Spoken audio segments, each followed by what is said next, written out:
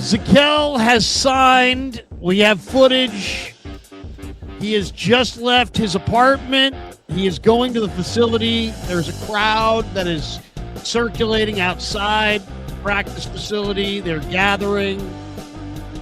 It is official. Zakelj is in the fold. Zakelj is officially back for 26. All those offensive line worries alleviated. We have Zakelj in the fold. Welcome, everybody. It's the Krug Show. I feel bad. Nick Zakelj is such a nice guy, and yet he's so easy to make fun of. Oh, he's the best. He's the best. Nick Zakelj. The crowd's going crazy. All right.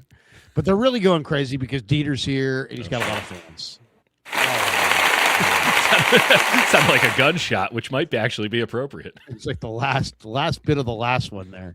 It could be worse. We could give you the bounce, or I know. I'll take it anytime you want to. Every now and then we've used this one, even though people think it's insensitive. Insensitive to who? The karate community? I don't know. I love it. I love how long it lasts. That's just ridiculous. Really good resonance on that. That's a good one, man. That's like we started the show. About an hour into us naming guys, we should just hit the gong. Next time I say, you know what, Dieter? I've got a guy. I liked how when we fixed the Niners last week, and somebody in the comments is like, Dieter is making people up now. And I'm like, I wish I was. I wish I was making that guy up. He's real. He might never play pro football, but he's real. You know what? I did. Why don't we start right there? I stumbled into a guy this week watching, because I'll watch everything once and I'll go through it. I'll watch the East-West Shrine game. I'll watch the Senior Bowl. I'll watch all the games. Then I'll go and start watching the combine, start looking at different things. Then I'll want to go back and be like, okay, a couple weeks later, let me go watch that again. Let me just make sure I watch that again. So I watched the East-West Shrine game again, and there is a safety from Arizona State that is just such a thumper. He's such an old school safety. I think his name's let me see.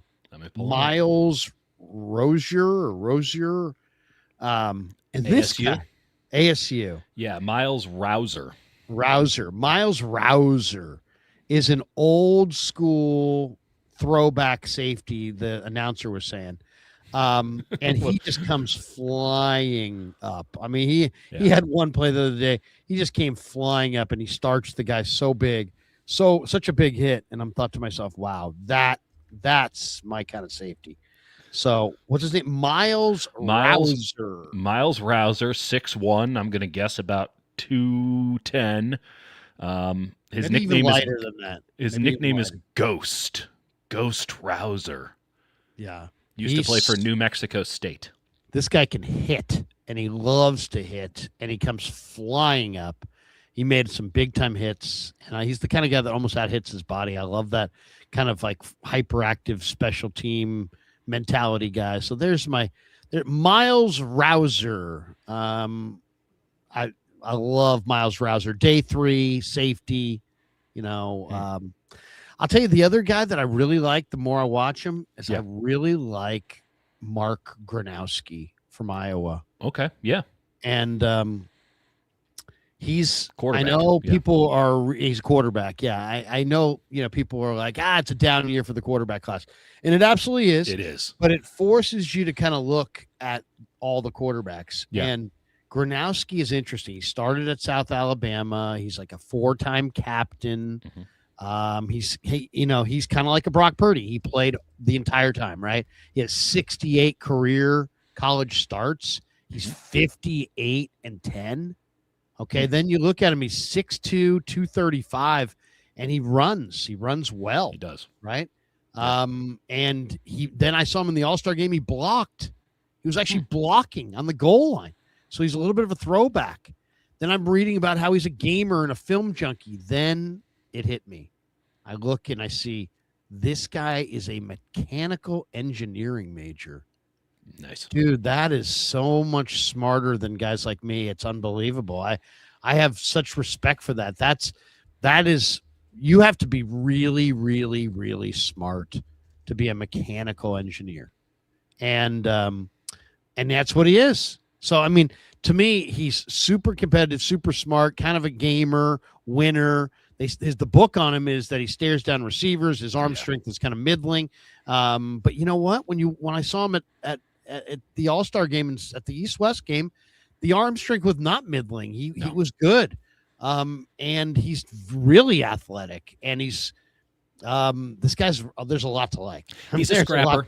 He's a scrapper. I mean, I watched him when he was at South Dakota State, Kurtenbach U. At one point, won 2 national championships. One point, we had 4 of the 5 offensive linemen were Kurtenbachs at South Dakota State way back in the day. It is my birthright to talk Jackrabbits football. And yeah, he was a great quarterback for them. A lot better for them than he was at. I mean, he had 7 interceptions to 10 touchdowns last year. Right. It wasn't a good year, but they didn't have a great offense. They had a good offensive line. They don't have the skill position players. They never do. They never running really backs took a hit. They were very optimistic coming into this season. They finally fired Ferentz's son as offensive coordinator. Like, Iowa was feeling really good about it, and they were really bullish on this guy. And they gave him a good deal of money, to my understanding. I couldn't tell you what it was. And it just didn't work out. It took 18 sacks last year. Listen, there are absolutely going to be worse options to take a flyer on. Like, he should get drafted, right? Like, just the brains alone. He's a day 3 developmental guy.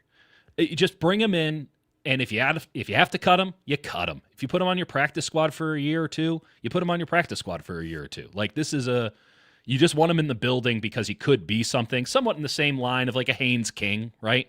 Who just a kind of an option, head down QB dive quarterback for Georgia Tech, but was like a real leader of men, had Georgia Tech in some very serious playoff contention for a good while there, but kind of a one-man team.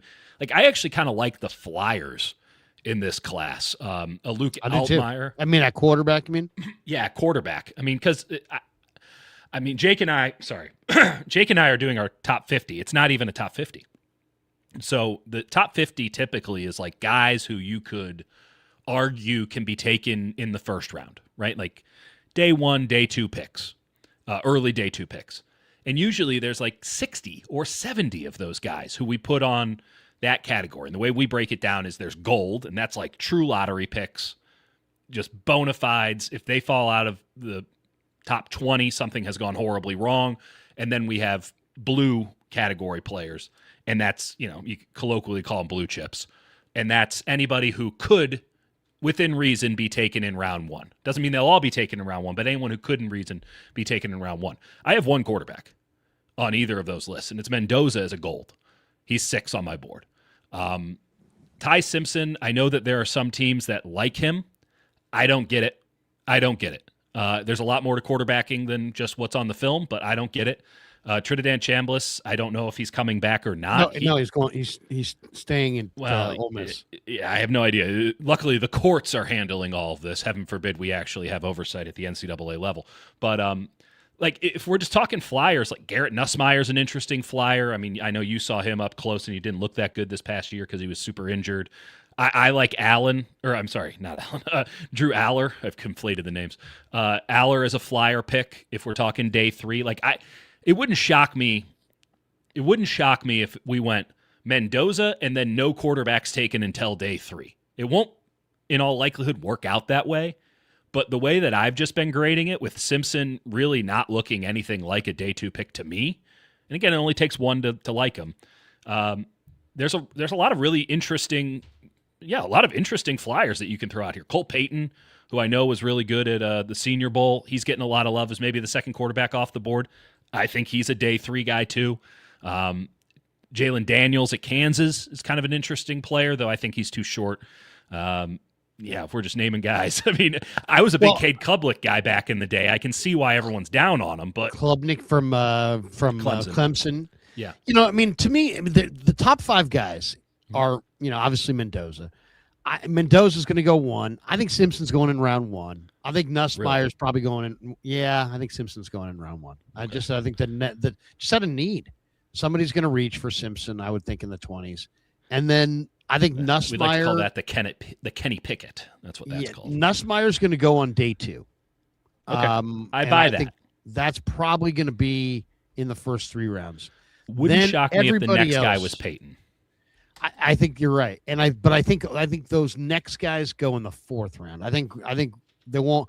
My guess is it goes Mendoza round 1, Simpson round 1, surprise, Nussmeier on day 2, and then nobody else on day 2.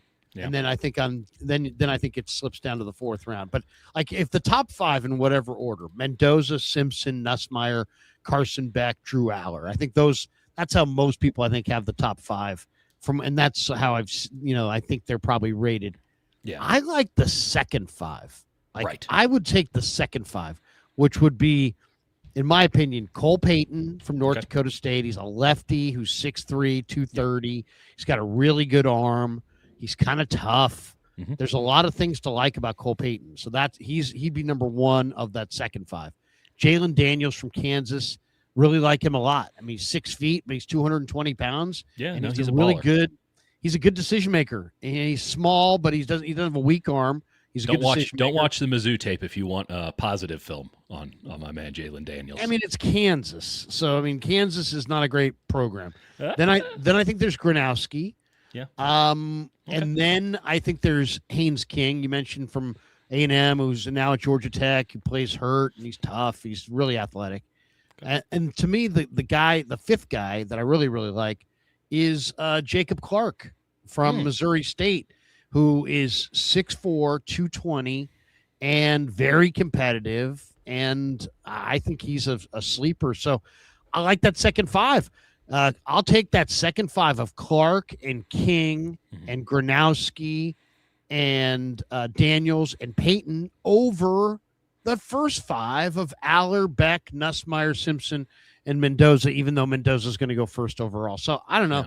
I think you're right. I think it's a take a flyer on a quarterback kind of a draft.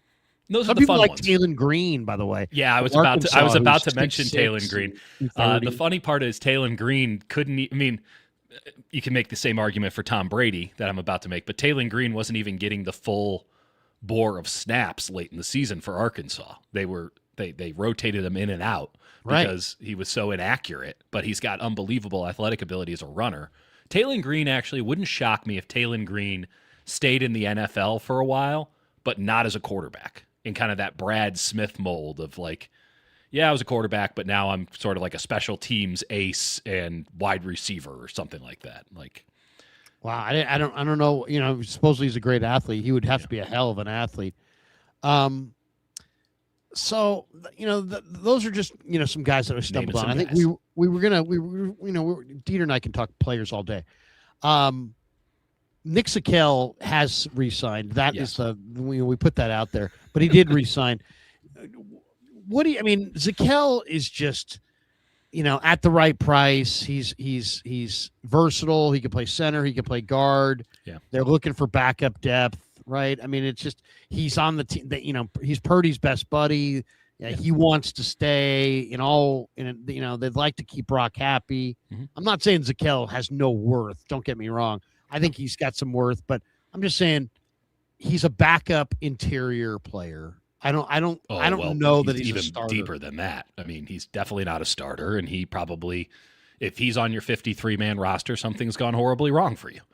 But it's just full bore. If you have to rely on Nick Sakelj to give you snaps in a real NFL game, you're screwed. Like there's a thing called the O-ring theory, which is you're only as strong as your weakest point on the line. And not to be confused with the O face from Office Space. That's what every defensive lineman's doing when they line up across from Nick Sakelj, and defensive coordinators as well. So yeah, I mean, don't look up the genesis of the O-ring theory. It's a national tragedy, but regardless, I don't have any problem with this on the basis of there's no guarantee that he's making the roster because he's signed, right? Like he's just somebody who it's like, you want to come back through and be at camp again, and heaven forbid if we need you, we got you. Sure. Otherwise, we're going to cut you when we do the 53-man cut down, and we'll put you back on the practice squad and we'll probably jostle you around a couple times. But it's hard to find, it'll be interesting because they kept the Nuge as a futures contract, if I'm remembering correctly. So it's just that's Drake Nugent, sorry, former Stanford and Washington, the legendary Nuge, who is talked about more than, I think he has 0 NFL snaps, but is talked about roughly once a month on my channel. So to tell you where our mind is at, it's hard. It's really hard to be a center. It's a very mental game, particularly with the way that the 49ers want to do their protections and how much responsibility they put on the center, which is, again, another reason why folks hoping for Jake Brendel's downfall are probably going to be waiting for another year.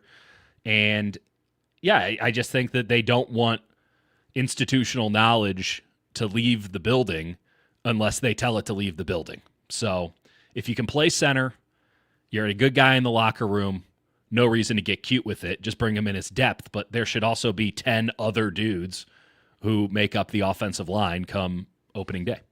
Yeah, I mean, the whole thing with Brendel, I mean, yeah, he's under contract for another year. It's funny because people that, watch film, will like Brian Baldinger are like, man, the Niners need to upgrade the center spot. And then there's always a stat out there that shows that Brendel's doing a good job. Well, and I think I think ultimately, he's not the worst center, but he also is underpowered, 34, undersized, and I don't think I think he's better as a run blocker, grades out better than a pass protector. He's a very, but I don't think he's a decent run blocker, but he's a position.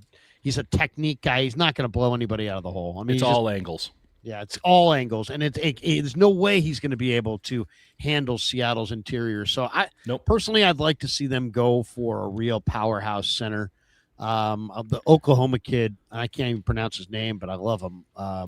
What's this guy's name? Owawawu. Hold on, I'm pulling it up. This is why I keep the charts ready, Larry. Zankapu, Wawawu, or something. Oh boy, I don't know. The guy. All my really centers good. listed, but I didn't put them in their own chart, Larry. He's really a good center, and he's just a powerhouse. I don't have him available. Oklahoma does have a good center, though. That is a factual statement. All-Star game. And Fabechi. Why? I'm going to go with Waiwu. The N is silent. Waiwu. Now he's kind of a guard, isn't he? I mean, isn't he a guard? Jake and I, in our big chart that we use, we categorize as interior offensive line and then tackle. So we have him as a guard. He's absolutely a guard. He's 6'4", 339. And if you watch him, he's got short arms, but I mean, this guy is strong. Yeah. You want to see somebody who, I don't know I'd love to see what he benches as far as the number of reps of 225. I bet you this guy gets 40 plus reps. He's strong. He's functionally really strong. If you're looking for somebody to actually move somebody on the line of scrimmage and say, hey, move Byron Murphy, move Leonard Williams. I mean, this guy's got a real shot at it. But then the question is, can he move in space when you run outside zone, which is still the fundamental. And again, there are conversations to be had on if that should still be the fundamental baseline of the 49ers system. And I think that, they showed some progression. It's not like a Zach Robinson offense where they don't run gap. I mean, they turned to gap this year in a pretty serious way. Ironically, that's about the time that Jake Brendel really started to pick up his play. For the first 6 weeks, he was a dead man walking when it came to his career with the Niners. I mean, it just looked like there's no way you can maintain this. Now, I've talked to Brendel about this before. He being 34 and me being 37, I get this to a degree. I can only imagine, Larry, how you feel about it. But, it takes a little bit of time to get the gears turning sometimes in an old car. You got to rev the engine a couple of times. So he is adamant that he needs to build up some scar tissue as the season begins. And I used to kind of roll my eyes at it. And then, every morning I got to do my stretches. So now I kind of get it. And I'm not playing offensive line in the NFL. So heaven only knows how bad it is for him. But I would say from week 7 on, he was certainly a top half center in the league. And it really came when they started doing a lot of the gap stuff, which, you know, hit Atlanta with that stuff left, right, and center and the dash motion. The problem is when they went up against Seattle, I don't know what scheme they were really running because Seattle blew it up by the time it even started developing. They were so powerful up front. Well, they lost the time of possession. You're talking about the second game. They lost the time of possession by such a dramatic amount that I don't know that we even know what the Niners were in that game. They just never possessed the ball. And in the playoff game as well. I mean, and you think about, and I was thinking back to the playoff game, and you're correct in saying that game was over at the opening kickoff. Like it was. I was there. We've both witnessed this in person, and we're like, this isn't good. But there were also these like small moments where you're like, oh, this could become interesting. Not that they're going to win it, but like they can pull this thing back towards respectability and maybe build off of that on those first two offensive drives because they were moving the ball like okay. It wasn't an absolute ass kicking at the line of scrimmage. And then they got into critical downs, and they could not beat that Seattle front. And again, like I'm adamant that they need to solely focus on beating Seattle, and therefore everything else will follow. But there is a counter argument to this.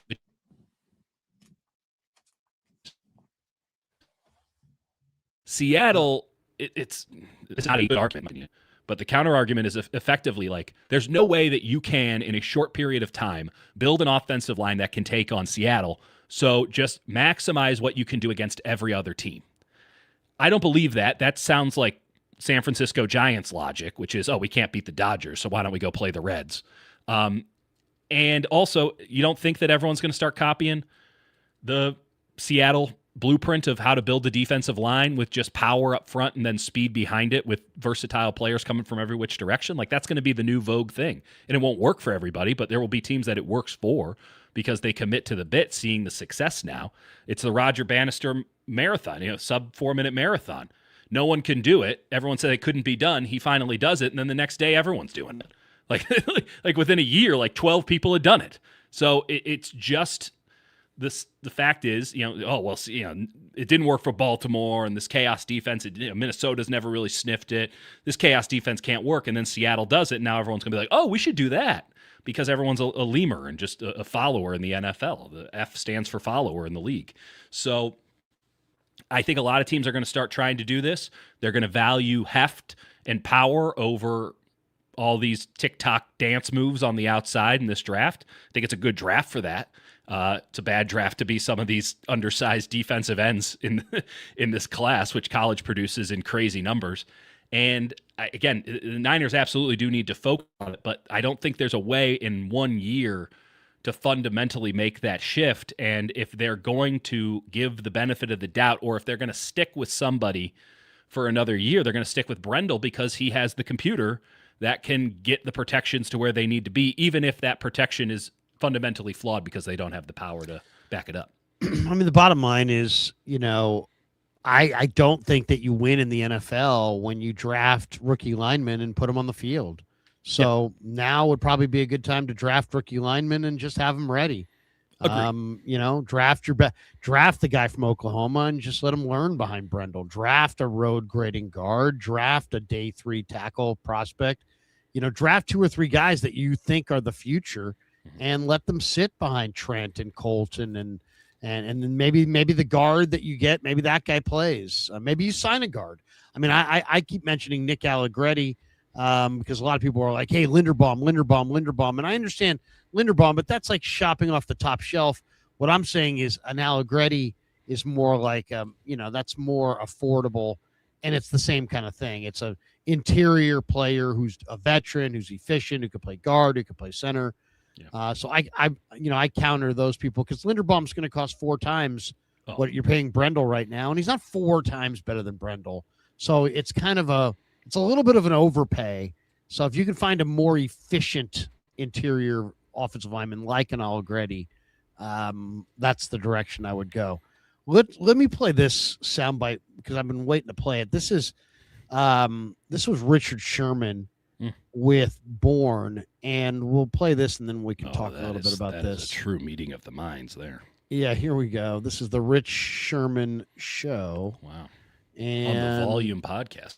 on the volume. There we go. You had it 1 year. You got your bonus. You get that pound. Got your chippers. What does the future hold for young KB? You coming back? I'm trying to come back. Talk to Kyle, man. You know Kyle.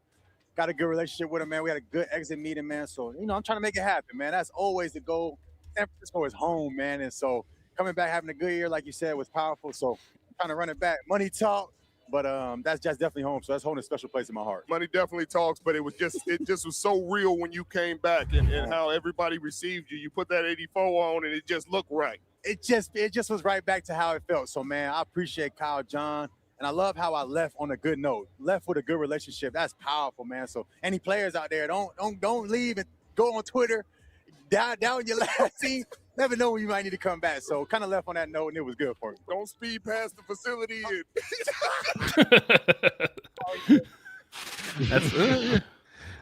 That's a good one, Sherm. That's a good one. That was a good one at the end there. Don't speed past the facility. And Bourne was laughing. You know what? What do you mean you want to get paid? You're a league minimum guy at this point. You've already been cut and left for dead. The Niners already pulled you off the scrap heap. I mean, are we going to be real? Let's be real. I mean, you got a little bit left to contribute. There's probably one spot on the wide receiver core for a guy who can't run. It was going to go to Jennings, but most likely he's going to price himself out. So if Jennings goes somewhere else, Bourne, maybe you could have the slow wide receiver spot, the possession chain mover continuity piece. He could serve in that role. If JJ's back, Bourne cannot be on this roster. You have to have complementary receivers, and they have to have more dynamic receivers. They need run after the catch guys. They need speed guys. They need dynamic guys. They need bigger guys. Mm-hmm. They need more size, more speed, more big plays, more athleticism, not more 4'7" guys. And that's what Bourne is. He was a 4'6'8" guy coming out. He's a 4'7" guy now. Right. JJ was a 4'7'6" guy coming out. He's a 4'8" guy now. No. Move on, get faster guys, get younger, faster, better. They don't have to be better. They don't have to be younger, just faster. I mean, I'd go with Brandon Cooks over Bourne. Anybody who can run is going to be appreciated here, but there is one spot available for the slow possession guy. Do you want Bourne in that role? No.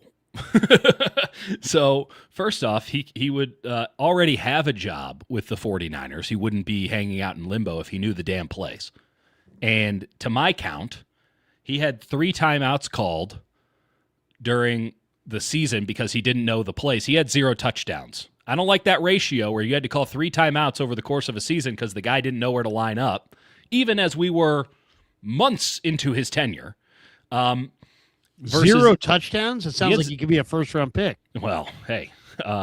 And then he had 6 receptions in his last 9 games. What are we talking about here? I mean, I agree with you, league minimum, for sure. Well, let's be honest about this. I'm going to be totally honest. He joined the Niners. Mac Jones threw him the ball. They had a good rapport. Yeah. As soon as Mac got off the field and it was Brock time, JJ got healthy in there. And JJ, I don't want to say threatened Bourne, but JJ had incentives. And JJ was not going to – JJ is a very powerful presence. And he was going to be very unhappy if he didn't get those incentives. And I think he was borderline hostile towards Bourne because Bourne went from 150 yards in back-to-back games to he almost looked like he needed to apologize every time he caught the ball. I don't know. That's my read on it. My read on it, it's not enough room for Bourne and JJ kind of let it be known. Well, I agree with that. I don't know if there was a thing between him and JJ or not. I hadn't heard that from anybody in there. But I will say I had a conversation late in the season about Bourne. Now, listen, I had a very frank conversation with Bourne as everybody was giving him a lot of love after he went for 142, and then you watch the games and you're like, hey man, you don't really know the plays, do you? He's like, no, I'm figuring it out. And it's like, that's not great. But kind of Mac didn't either. Mac knows the plays, but also he's a backup quarterback. It's his first year. There's not this built up knowledge base that he's operating off of. So he's a lot more flexible with Kendrick Bourne doing whatever it is, and he knows what Kendrick Bourne's going to do, having thrown him the ball hundreds of times in his life. That's a big part of this whole thing. It's huge. Knowing where the guy's going to be. And that's the conversation that I had, which is like Brock doesn't know where he's going to be, so Brock will not throw him the ball. Brock doesn't get the reputation of being a hard ass because he's a very calm, nice guy. But like if he'll chew you. Not even that. If you don't know what you're doing, you will not see the field. And if you see the field, you're not getting the ball because Brock operates on trust. And you know who earned Brock's trust? Juwan Jennings, because he threw him 50-50 balls for an entire season, and Juwan Jennings caught like 90 of them. Like he said, Jesus, take the wheel on half of his throws in the 24 season, where it was like, this guy's not even close to open yet, but I know he's going to run exactly 7 and turn, and I can put the ball there, and I know that he's going to muscle out whoever the cornerback is to make the catch, and we can keep the chains moving. Like Brock's an operator in that regard, which is another reason why it's very difficult for young receivers to get in, because Brock's never throwing to them. Brock's not throwing to them in training camp. Brock's definitely not throwing to them in the regular season during practice. So unless Kyle Shanahan says, this guy's your new number one, or this guy's a starter for your team now, like we don't have any choice, like they're going to go with guys that Brock trusts. And I don't have any problem with that because Brock is a 6-foot-tall quarterback who openly admits, and it will tell you anytime you ask him, because he's a great guy and he's very easy to talk to and is honest. Like, I, a lot of times, cannot see where I'm throwing the football. So the idea of the guy just doing whatever it is he wants because he doesn't know the play is not going to fly with me, because that's how I throw interceptions and that's how we lose games. Yeah, I mean, Brock Purdy is one of the league's best anticipatory throwers. You can't make money in the NFL as an anticipatory thrower if your receiver is freelancing. Correct. So I don't think Kendrick Bourne is coming back. And if he is coming back, it's on a Zakelj-like deal where, hey, you're in at the minimum, and if all things go to hell, we'll keep you around. But otherwise, we're doing the same thing the Patriots did at the end of last training camp, which is cutting you. And the best of luck. We enjoyed having you around. You're a ray of sunshine. So you don't want Bourne back. No. The Jennings thing, it's funny. People say, I've asked a lot of people about Jennings, and the people who aren't in the room, who cover the team from afar, are like, oh yeah, Jennings is coming back. Kyle loves him and John loves him. He's coming back. But then the people that were in the room at the end of the year and saw him kind of weepy are putting 2 and 2 together and saying, he's not a weepy guy. This guy's tough. So what were we seeing there at the end of the year? And what I think what we were seeing is we're seeing a guy who's only played for the Niners, who loves being a Niner, who's not soft at all, and he's not going to beg to be a Niner, but he wants to be a Niner. He wants the Niners to pay him. He wants to stay, but the Niners have already told him probably, this is where we're paying, this is where we are. He knows his market's graduated beyond that. Mm-hmm. And, and I've said this, I'm not sure if I said this to you, but I've said this before. If JJ was my friend, I would be like, hey, man, you gave it an unbelievable go here. You gave everything you had trying to win that bowl. Okay. It didn't quite happen. You're running out of time. It's time for you to take care of whatever people in your life are leaning on you. Yeah. So go get that bag. The Titans have the biggest cap room. He's a hero in Nashville. Mm-hmm. Go there. But here's my thing. And I kind of think this is a possibility, and this is going to make the Niners feel bad. I think there's a chance that it's not. I think a lot of people are thinking, well, it's either JJ comes back to the Niners for not very much, or he gets the big bag from Tennessee and goes home and plays in Tennessee. I think those are the options that we're comfortable with. What if there's a third option?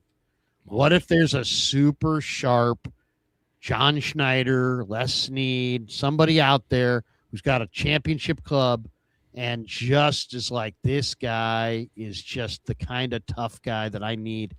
What happens if a really good team, a Philly, a Rams, a Seahawks, somebody like that says, hey, you know what? Win here. We're not going to give you the bag, but you can come win a championship here. That's going to be a real knock to the Niners' ego if JJ takes even less money to go play for a real winner as opposed to, he got the big bag and went to Tennessee. We can get it. We understand that. Hey, the big bag, we get it. But if he leaves here and goes to, I'm trying to think where he would go. I mean, the best Rams. possible... Let's say he goes to the Rams. Let's say Devontae bolts and he goes to the Rams because he had big games against the Rams. That's a bad, for a song for no money just to try to win a ring. That looks bad. That looks really, really bad. I really don't think he'd do that, and it's not. I don't think so either. But any loyalty to the Niners. It's just that the Niners wouldn't. I don't think that he's. Let's not forget that this guy's already gone through a contract negotiation with the Niners, right? Like, he's not on his rookie deal. He had that weird hold out, hold in thing that eventually got resolved into like a 1+1 with the pay increase, but then all those incentives, which lends itself to perhaps some animosity, though I haven't heard anything of that sort. But I might also just not have my ear to the right spot on the ground. It struck me as sort of a. Do you remember when Mike McGlinchey, that locker room after they lose the Super Bowl, and was it the Super Bowl? No, I don't know. Whenever the year before McGlinchey left, like, you go up to McGlinchey and he's like, "Oh man, I'd love to come back, but like it's not in the cards. They've already told me."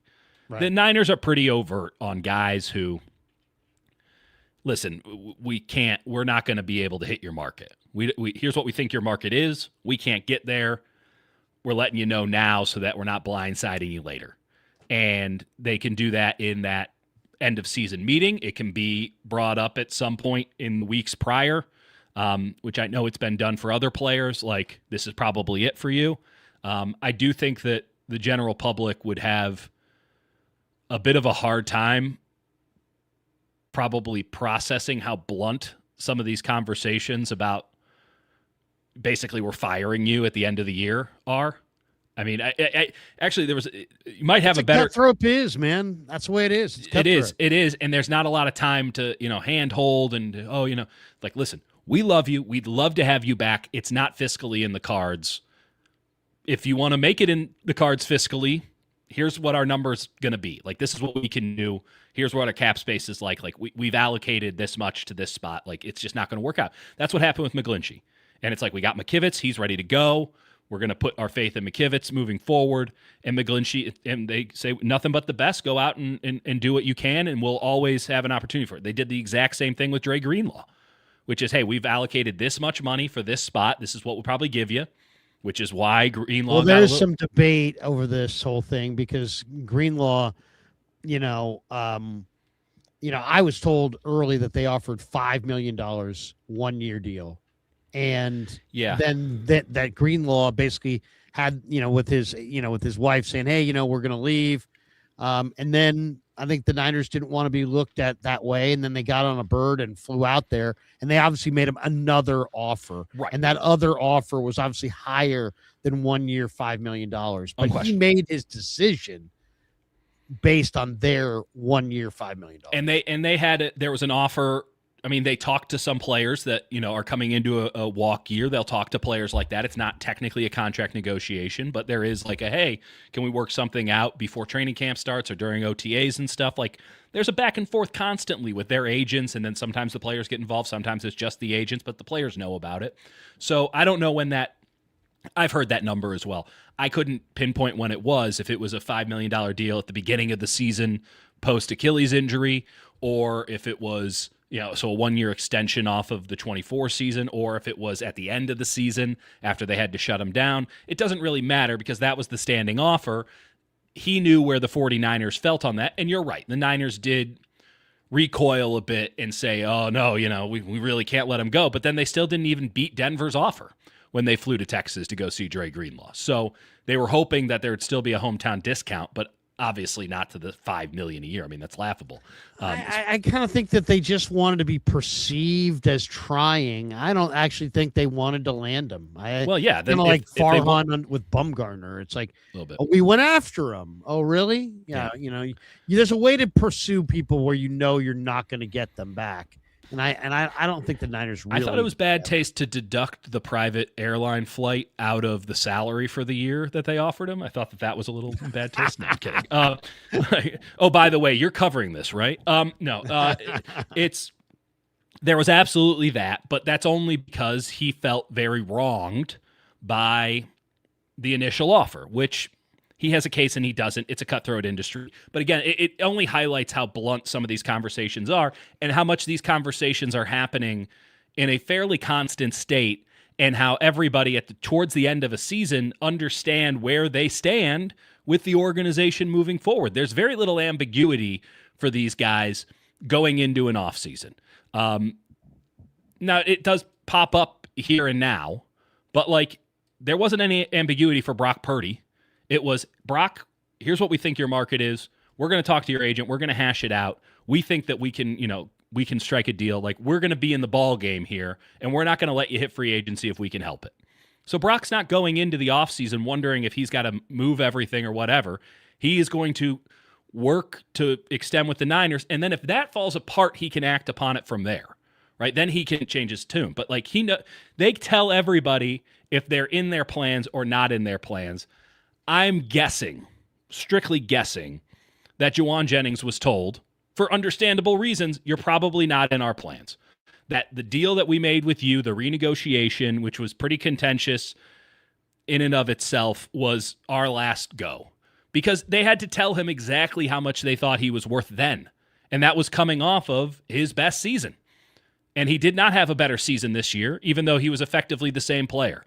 So if he sees, and his agent, I would, listen, I'd like to say every agent is fully aware, but then I've dealt with Aaron Turner and Jonathan Kuminga for the last 6 months, so who's to say what agents know anymore? But if you have a quality agent, and I don't recall Jauan's agent off the top of my head, he'll be looking at this and saying Tennessee, Carolina, Raiders, maybe the Dolphins with Bobby Slowick, maybe the Chargers, who have some flexibility. The Chargers would be the one that would hurt the most. It's Drew Rosenhaus, I believe.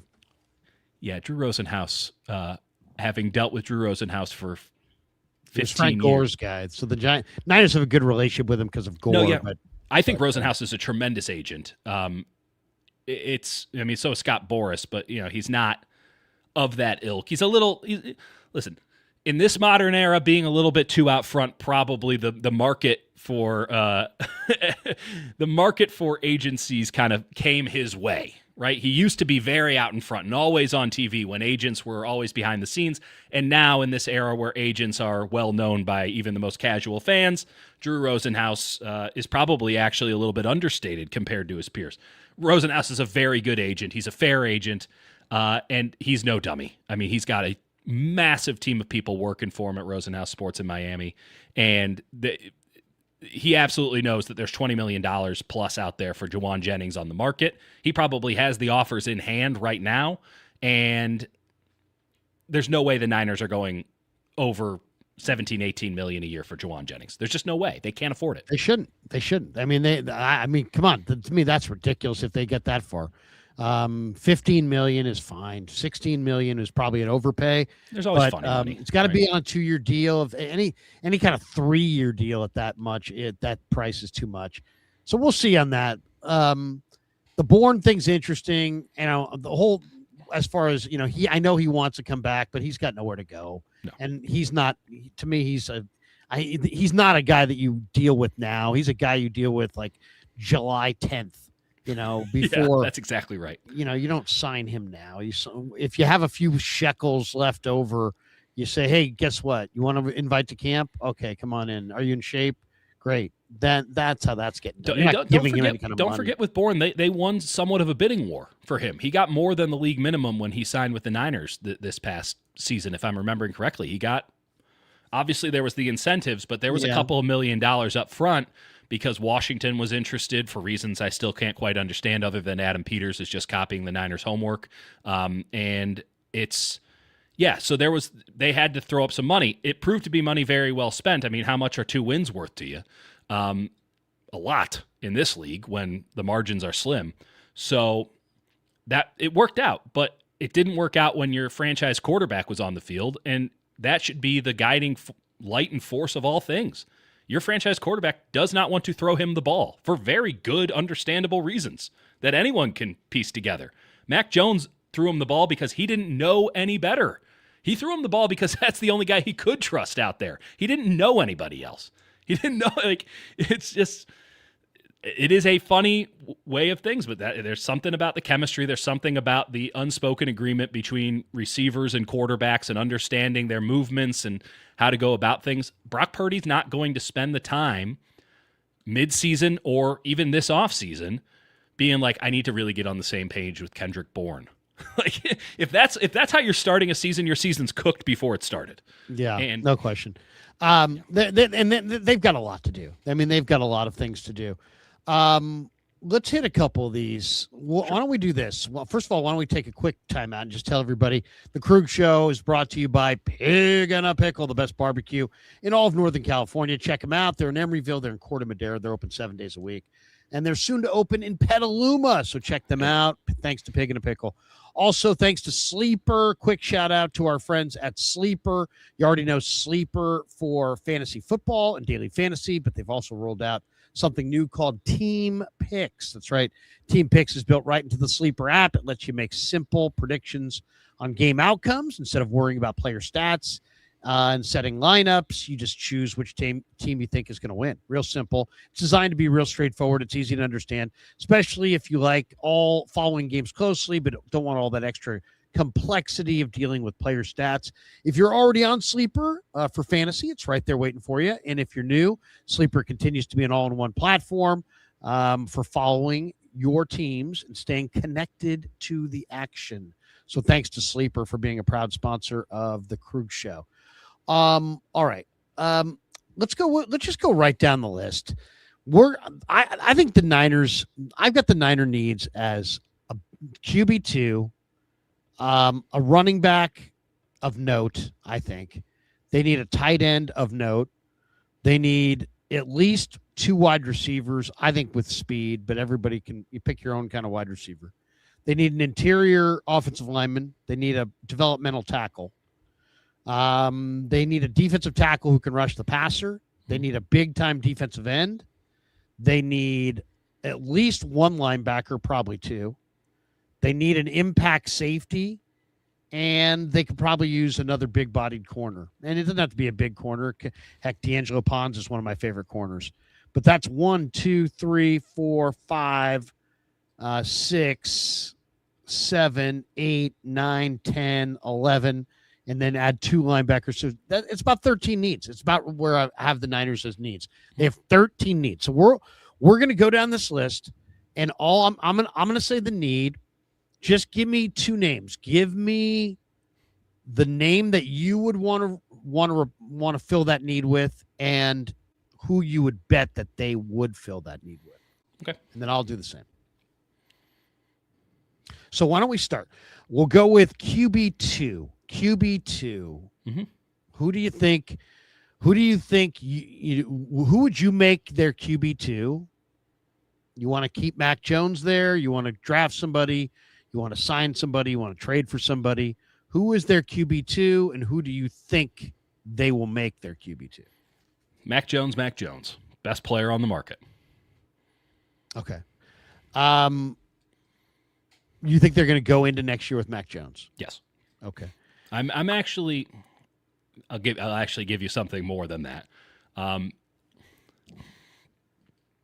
This is obviously a hot topic of conversation. I heard recently that this is conjecture. I don't know why I keep getting myself in trouble like this. I don't think that the element of Brock Purdy's contract is taken into account properly when you consider Mac Jones for the 49ers in 2026. So Brock's contract is effectively a 2-year deal. and he's been injured consistently throughout his career, save for 1 year where he almost won MVP and they went to a Super Bowl. I think that they would be wise. I can't say that this is how they're thinking, but clearly they have some level of self-preservation in how they built this contract. If Brock's injured all season and he can't stay on the field, you need to keep Mac Jones around so that you can keep Mac Jones around beyond 2026. Like the backup quarterback need isn't just a 1-year deal. This could be a long-term deal. And you know that Kyle feels vindicated on his initial Mac love. And let's not pretend as if Kyle hasn't made switches at quarterbacks for equal reasons. If the guy isn't getting it done, he'll make a move. He will not just wallow in it like a lot of teams around the NFL have. He'll make a move. So I think that Kyle values backup quarterback more than most. And I think that he knows that he can't get a better backup quarterback for him than Mac Jones. And he also knows that he has an injury-prone quarterback who's inherently small, who is unquestionably better, and that if things truly bottom out, which I don't expect to happen, no one should, but if they truly bottom out, you're going to look like a real ass if you traded Mac Jones for a second-round pick, because now you're going to be wondering how the hell you can get another quarterback who can be even close to Mac Jones anytime soon. So it's you got to maximize your value. You got to maximize your value. There's no more valuable position than quarterback, and you have somebody in-house cheap right now who not only can give you what he gave you this past year, which is exceptional play for a backup quarterback that got you into the playoffs as much as anything else, but also someone who, if Brock Purdy does get seriously injured again and does miss a tremendous amount of time again because he tears his ACL or there's an Achilles or his elbow explodes for the second time, well, now you have that guy in-house and you can extend him at a starting quarterback or close to starting quarterback rate, because Brock's contract will give you that flexibility if you restructure it. So I thought it was a really good point that was brought up, and only further emboldens me to the belief that Mac Jones isn't going anywhere. Mac Jones is great. The thing is, Mac Jones is so great that he needs to play. And Mac Jones is a starter. He's not a backup. He was miscast as a backup, which is why he's a great backup, because he's a starter as a backup. And he's been rebuilt, and there's enough teams out there that need starters.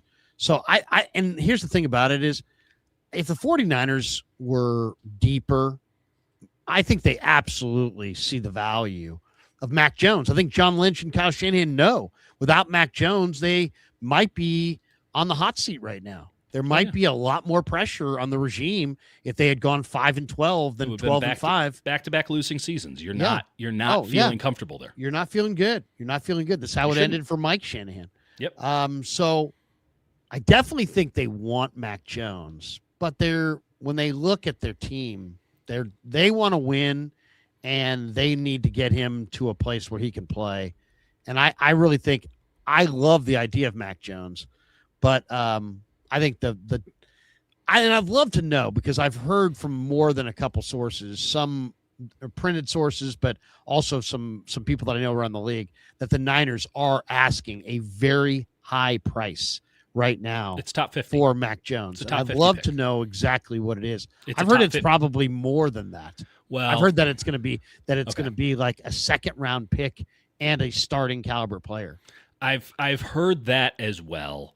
I think that everyone is of the mindset that they really just mean the top 50 pick, right? But you come in hot, see if anyone wants to bite, and then if you get down to brass tacks, it's the top 50 pick. But here's the thing. I don't think anyone's offering a starting caliber player, and I don't think anyone's offering a top 50 pick. And here's the other aspect of this, and I brought this up with Jake on the Tuesday show.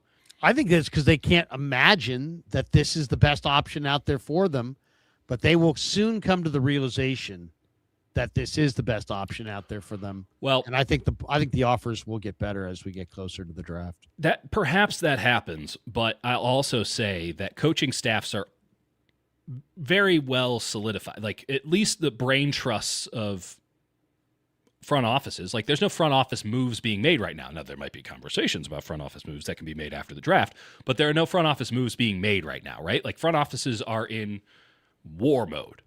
Everything's on lockdown with front offices because everyone's pro personnel board is fully built and they're building out their draft boards as they speak. And conversations, whether they should be happening or not, are happening currently with free agents and free agents to be about, coming in and what's it going to take. And that groundwork is being laid as we speak. So this is the kind of move that teams aren't going to wait to make. Right? If you think that Mac Jones is going to be your starting quarterback for next year, you have to have that piece in place before you act in free agency, before you go into a draft. If you think that that's going to be your best option. And the way that these draft boards are building out, I imagine that a lot of teams are starting to think that. But here's the thing, wouldn't that have leaked out by now? Maybe I'm just being overly incredulous. But if someone was really just like, oh yeah, we think Mac Jones is the guy. Because I can tell you for 6 other teams in the NFL what their plan of action is at the quarterback position for this offseason. It's not a secret. Every group chat that I'm in is talking about the same damn thing, and some of them don't even know each other. They all know X, Y, and Z, and maybe there's just baseless conjecture happening there, but it all seems as if they're baselessly conjecturing the same damn thing. And yet nobody has said, oh yeah, this team is really looking at Mac Jones and they think that's going to be the option. They're going to go bridge quarterback. They're going to go Mac Jones. There's a lot more talk about somebody going out and trading for Jacoby Brissett than there is about Mac Jones right now. So it's not to say that this is any sort of, final statement, but if you are planning on making Mac Jones your starting quarterback going into the season, that's going to have to be something that is figured out before free agency starts, which is effectively already started. And I just have to imagine that it would have leaked out now that somebody's hot to trot for Mac Jones, and I just have not heard it at all. Yeah, no, I haven't heard it either, but it doesn't mean it ain't coming, because you got to remember this: there are no options. Yeah, there are no options. But I also think that there's only one teams Kyler Murray, and there's only one Fernando Mendoza. Yeah, and there's 12 teams that want a quarterback, and so I think the Niners are going to get a pretty good offer. But I also think this. I think that the concept of Mac Jones, while the shine of a Kyle Shanahan goes both ways, and I know a lot of people are very hot on the idea that Sam Darnold just got Mac Jones paid, and that's I can't debate that argument. But there is a flip side to it, which I have heard overtly, which is, yeah, but that's Kyle Shanahan's offense. I'm not Kyle Shanahan. So Mac Jones is probably going to look like the Patriots or Jaguars version of Mac Jones with me. Kyle still gets that level of respect to where guys know I'm not that guy. I can't get that out of Mac Jones. That they really do around the league view him on a different level. His last game with the Niners, he completed 85% of his passes. I'm telling you right now, I'm not saying. You don't think there's going to be a market for him? Well, okay, so the team that's talked about a lot, and I've done some groundwork on this one. Everyone's like, "Oh, what about Minnesota?" Okay, well, Minnesota they run an outside zone blocking scheme. They don't run anything like what the 49ers run in the passing game. It's not these crossers over the middle. They run deep shots. They run the Sam Darnold Seahawks offense, which is 20 yarders. Just bomb it. We're bombing it down the field. It's the running game, and it's long 10, 15, 25-yard passes. That's not Mac Jones's game. He's the worst deep ball thrower in football. That is a statistical fact. He looked pretty good throwing the deep ball to Brian Thomas the year before in Jacksonville. And he was awful. He was awful that year. But the Niners don't have any deep receivers. They have nobody to throw it deep to. Who would you throw it deep to on this team? Who did he Brock not Purdy throw? found a way. Brock Purdy was the best deep ball thrower in the NFL when he came back. Brock Purdy hunts the deep ball. Brock Purdy's hyper aggressive. But Kevin O'Connell doesn't? Well, I'm just saying I'm not sure what the justification is. If you're trying to justify that Jones is not going to have a market, in a quarterback in a year where there's no quarterbacks. I'm just running through all the options here. I'm just telling you. Listen, I've been doing groundwork on this because I want to know if Mac Jones is getting traded or not, because that changes how I go about building out my offseason. I like to be prepared, Larry. I put together all the Niners, of course, are going to say we're not going to trade Mac Jones because that's what you have to say. But they're also saying unless you want to make us a great offer, which again, now I'm saying, okay, so what are the teams that are going to make a great offer? And a lot of, when you don't think about it all that hard. It's like, oh, Minnesota will make the offer. And you go, that makes a lot of sense, right? You just think about the J.J. McCarthy thing. You bring in Mac. That's a good situation. Except, again, they don't run the same offense. And the thing that they're going to be asked, and the reason that J.J. McCarthy is failing is because he can't do what Kevin O'Connell wants him to do, which is throw the deep ball and challenge downfield and let his great receivers and great singular receiver in Jefferson eat on big pass plays. But I mean, Jones played at Bama. He went down the field to Judy a lot. I mean, he's statistically the worst deep ball thrower in the NFL over the last 5 years. He was the worst deep ball thrower in the NFL this past year. I mean, he completed 85% of his passes because those passes were all short, and the yak yardage was great. He's a Garoppolovian quarterback. I personally think there's people are going to look up and they're going to say, okay, one team's getting Mendoza, one is going to get Kyler, and then everybody else is going to be sitting there and go, well, what are we going to do? And I think the Niners are going to get a second-round pick. And probably, my guess is they're going to get a second-round pick. They're probably asking for 2 second-round picks. They're not. They're asking for a top 50 and a player. They probably want 2 2s because they got 2 2s for Alex Smith. And why would you want less for Mac Jones? I think Mac Jones has got more of a future than Alex Smith had when they traded him. Alex Smith was old by the time they traded him. So I don't know. I mean, whether Mac's 24 or 25. I mean, Mac Jones is I don't know. We'll see. I would say the Niners will trade Mac Jones for sure. And I would go with Gronowski from Iowa, go with the youngster. And it was okay when you had Purdy. And, it's okay to go with a youngster if you feel like that guy could potentially win a game or two. I'd go with Gronowski. I think they're going Kirk Cousins. That whole Kirk Cousins. Now, unless you think Kirk Cousins is going to be the starter with the Jets, the starter with the Cardinals, or the starter with the Vikings, because there's talk of that. If he's the starter with one of those 3 teams, I guess he could pass this up. But if you're his family, don't you think they want him to play with the Niners? Don't you think he's probably telling them, I want to play to get a ring? So the only place he's getting a ring would be with the Niners. He's not getting a ring as a starter for anybody. So I don't know. And then the fact that he said that he watched all 4 parts of the documentary makes me think, why would you do that? That would be like a homework assignment if you have $300 million in the bank or $300 million career earnings like he's had. You're really going to watch 4-part series on the Niners? I don't know. To me, that sounded like I'm going to be answering questions about the 49ers and quarterbacks in the future, and I want to brush up on my Niners. I mean, I think Kirk's a great guy, and maybe he's just a hardcore football fan, but I don't know, man. Even for me as a Niner fan, to watch all 4 of those episodes is a little bit of a grind, a little bit of work involved there. If Kirk's doing that work, I think he's coming here. What's to say he actually did? What's to say he didn't watch the first episode and then pretend he did it at all? Yeah, well, that's true. That's the LeBron James, I read the book argument. Yeah. So there's quarterback. All right, so now let's go to running back. Who is your answer at running back? And this is there's a lot of conjecture as to what they need here. Do they need a complimentary back to CMC? Or is CMC the new complimentary back and they need an every down back? And I guess how you invest in this or how they invest in this will tell us what they're exactly looking for. But who's your back? Who's the back you want to pair with? Or are you could say Jordan James, I guess. Yeah. The back that I would get is Tyler Algier, the Atlanta running back. I think that he is a strong power complement to McCaffrey. I think that he can take over as RB1 because he's competent in all things as a running back.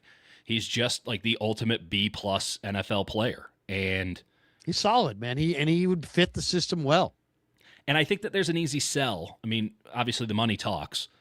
Again, as I told you last time, like I cannot get a read on what his market is. No one's talking about him. I cannot get a read on. I'm getting more conversation about J.K. Dobbins than I am about Tyler Algier. Tyler Algier is a much better running back than J.K. Dobbins. I mean, maybe not in concept, but in actuality. And so I've heard anything from, someone's going to give him like 10, 11, 12 to be their RB1 to like, oh, yeah, he's like a $1-2 million a year guy. So I have no idea what he's going to cost. Let's just split the difference because I couldn't tell you. it's a pretty easy argument if we're in the $5, $6, $7 million a year range, and everyone comes in at that range, which again I can't tell you is going to happen. That hey, you were the 1B to Bijan Robinson in Atlanta. Well, Bijan Robinson is a young man doing Christian McCaffrey-like things. What if you got the old Christian McCaffrey, who's definitely not going to make it more than a couple of weeks this upcoming season? So now you get to really be the 1A.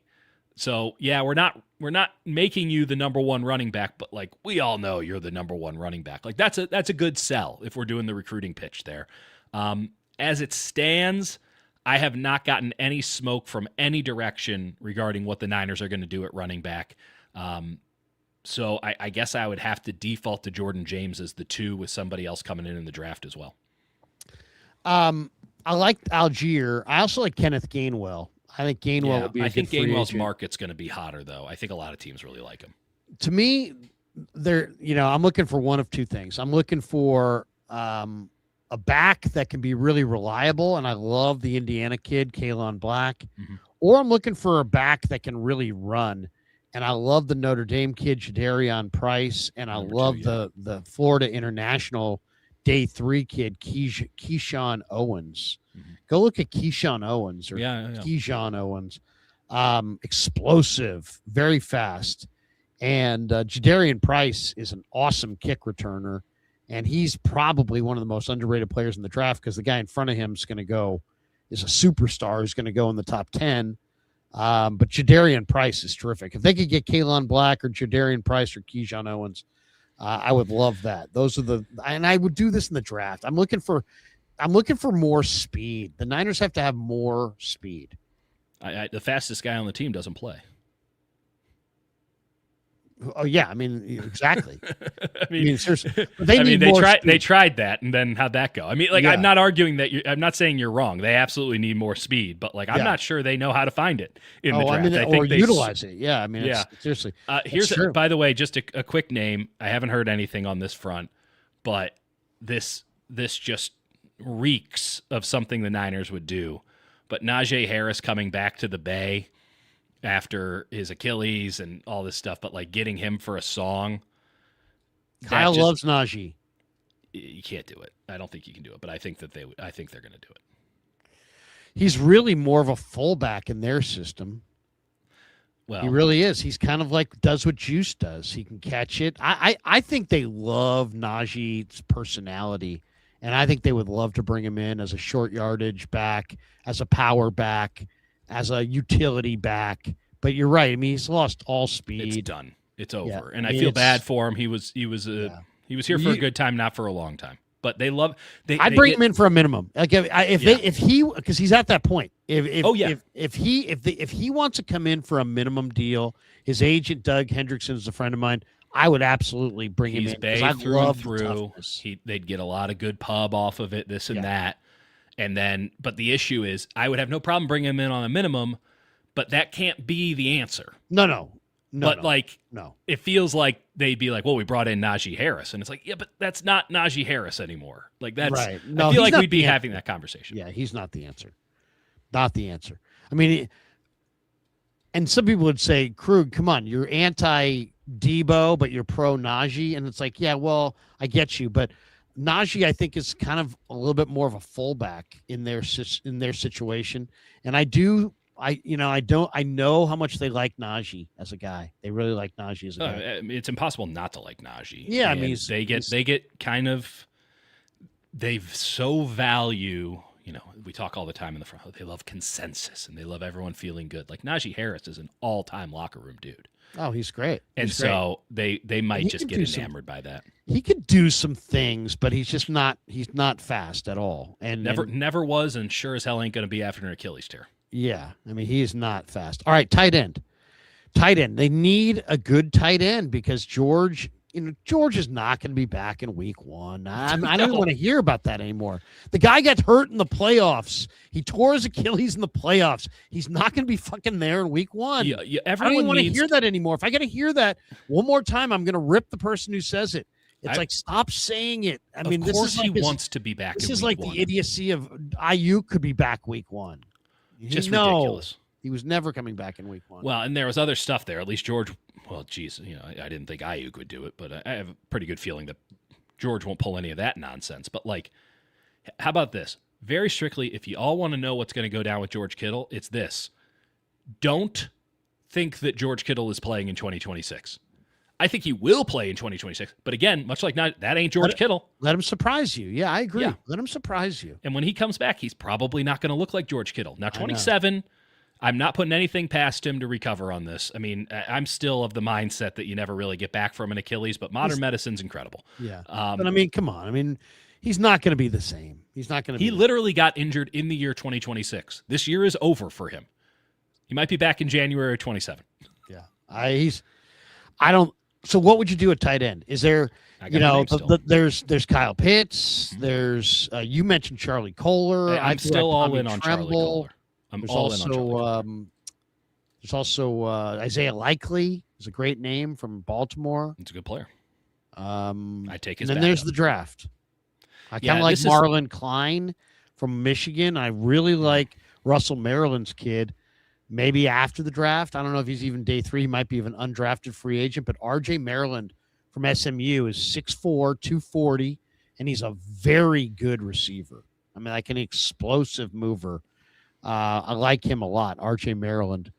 But what do you think? Is there who would? It's cold. I don't know what their tight end's going to do. I think there's going to be a lot of tight ends lopped off in the between now and the beginning of the league year. Cap casualties, a lot of them. Probably. I think TJ Hawkinson is somebody that a lot of people, but he has been zapped of his athleticism. So that's a buy low. What about a Jonnu Smith? Jonnu Smith can't block. No, but he can catch. Yeah, but you already have Jake Tonjes. He can do that. Yeah, it's true. So like you need someone who can do what Luke Farrell was supposed to do. So you get to try that again. They're not going to cut Luke Farrell, as far as I can tell, which they probably would have if George Kittle was healthy, but he isn't, so they're going to keep Luke Farrell around because they need to have a number of tight ends. They don't want to have to get 4 or 5 this offseason. I still think Kohler is the right play. I think he's the right price. I think he's the right player. I think he's the right fit for 27. I think that Kohler is so underrated, so undervalued. I know that people will just think of it as some sort of buddy-buddy thing. This guy's ready. I was all in on Charlie Kohler before I found out that he was Brock Purdy's tight end in college. That only bolstered my argument, but like I think Kohler is the real deal.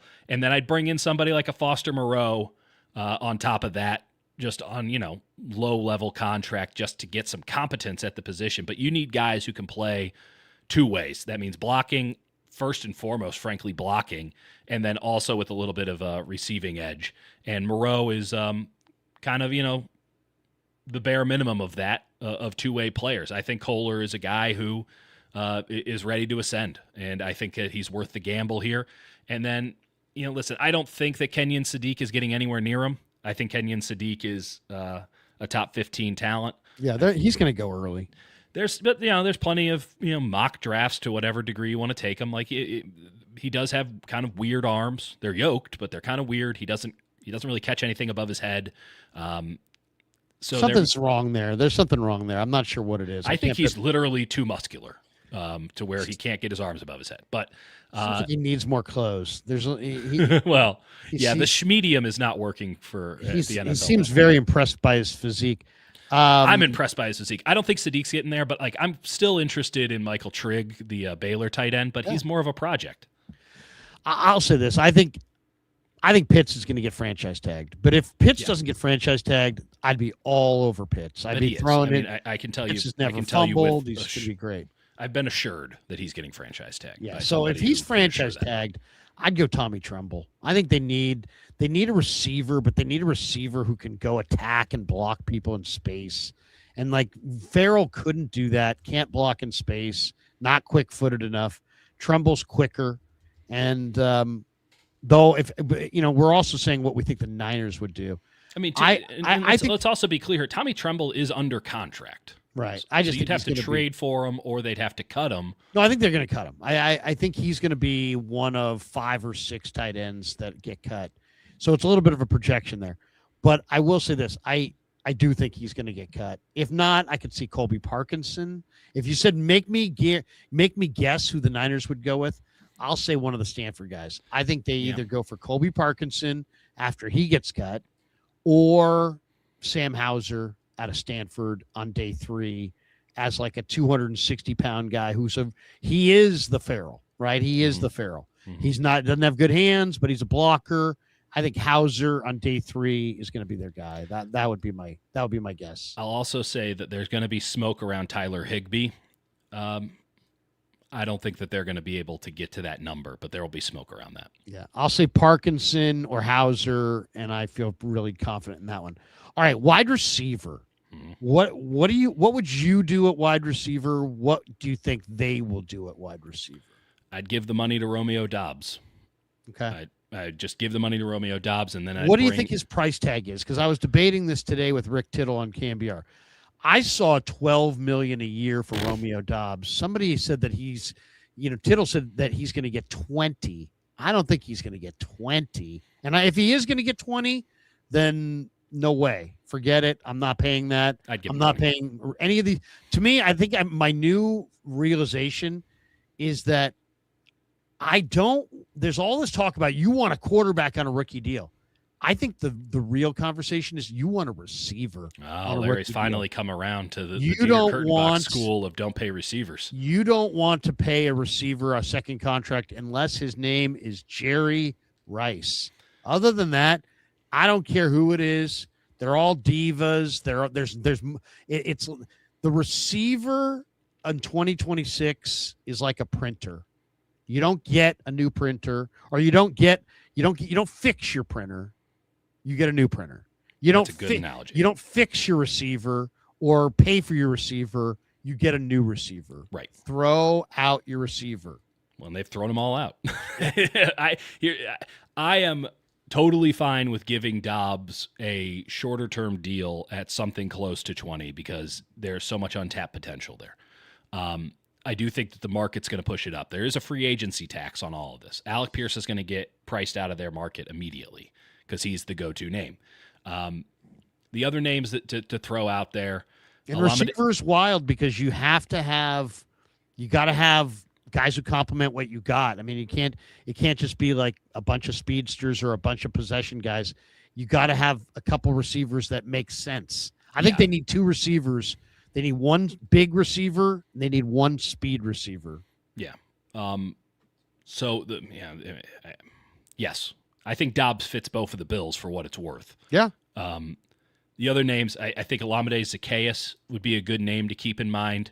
I don't know if he gets out of Ben Johnson's system in Chicago, but everywhere he's just been a solid option, and he's been in Shanahan-like systems for a long time. He can block a little bit. Like Olamide Zaccheaus is a pro, and this team needs pro receivers as well.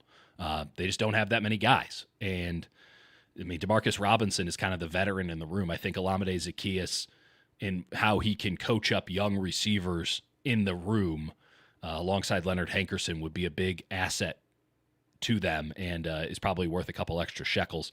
I think Calvin Austin will get some love. They were obviously in on him in Ayuk trade talks.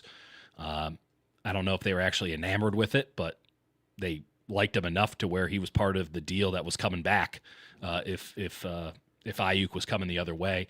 The Noah Brown is a guy who played for Washington last year. He's a big body. He can block. You can play him at X as somewhat of a sacrificial X. Obviously, that can't be your guy, but if you need some depth, and they do need depth, they need to bring in probably even more than 2 receivers. Noah Brown isn't a bad guy to have in the stable. The name that I can't get over, and I can't shake, and no one's talked me out of it yet, is Treylon Burks, who has busted out.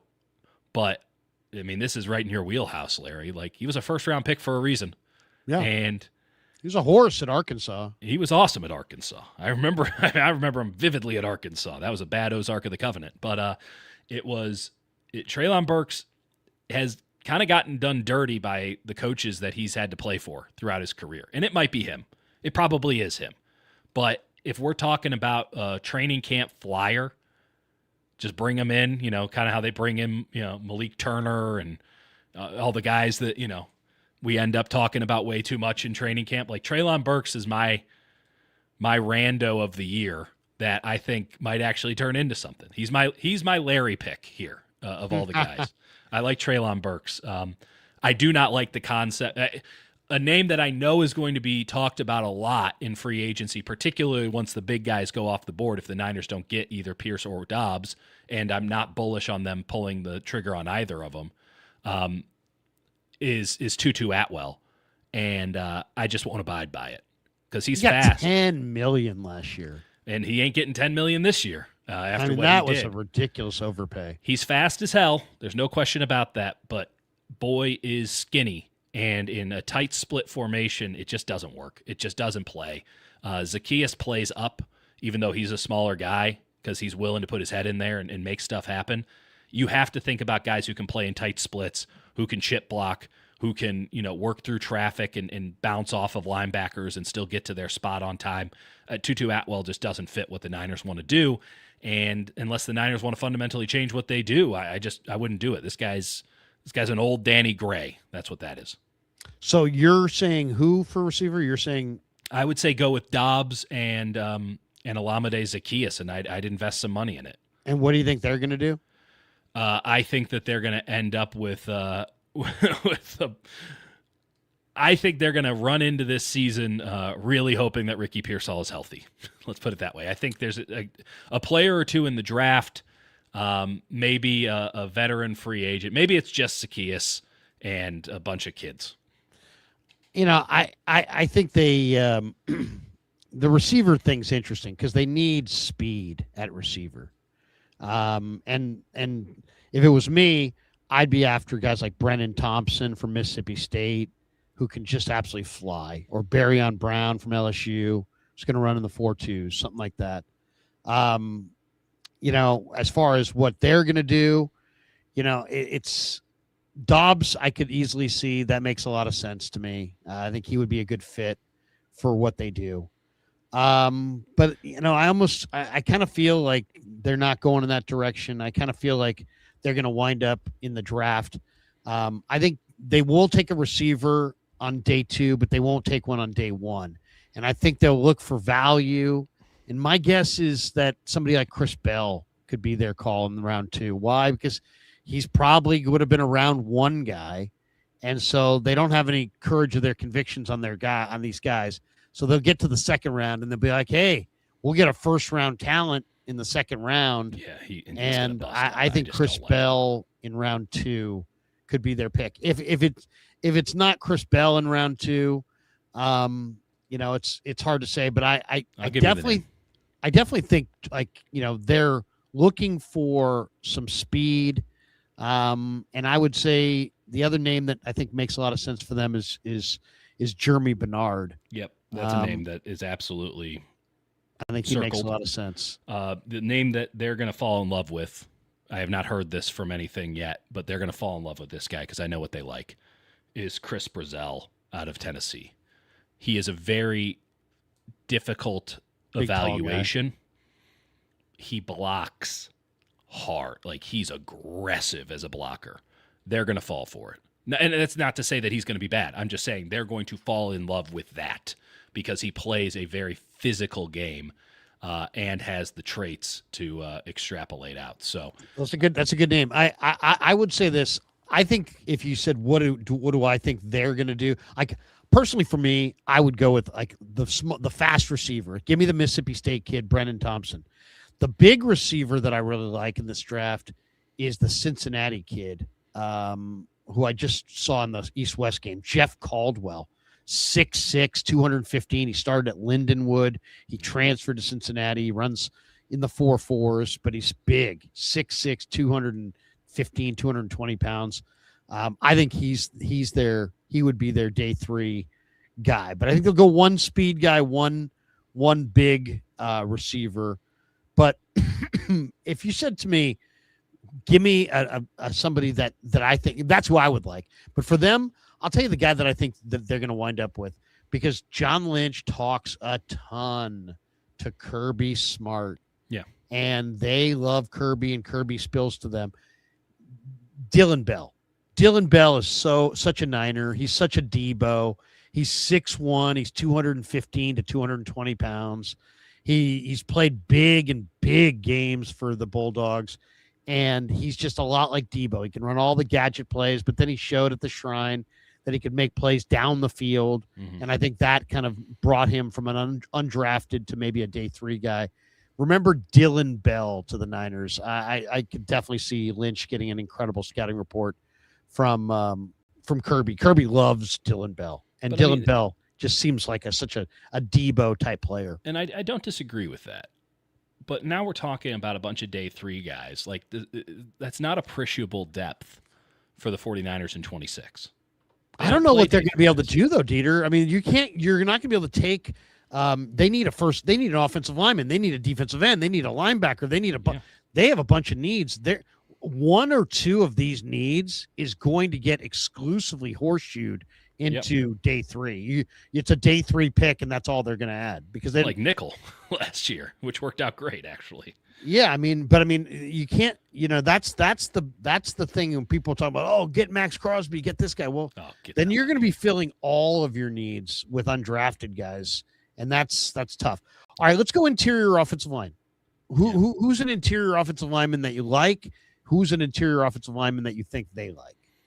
I think that they like Wyatt Teller, and they'd have to overlook the 25 season, but like Wyatt Teller has the track record he would have been perfect. 2-3 years ago, Wyatt Teller would have been a player that the 49ers probably would have actually given money to play guard.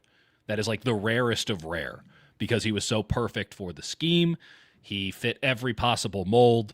Teller's done in Cleveland. He was done in Cleveland well before he made that kind of announcement today. I have no idea what his market is. He's 31 years old. He clearly lost a step last year, but Cleveland's such a mess that you almost want to bet that it was psychosomatic and not physical. Like he's just out. There was some politics happening behind the scenes. It was strange stuff. I mean, this is a guy who was $14-15 million a year. And if you can get him under 10 and, in a best case scenario, as low as possible, he's a plug and forget option that, for 1 year, right? You give him the 2-year deal, but it's really just 1 year. It's a 3-year deal. It's really just 1 year.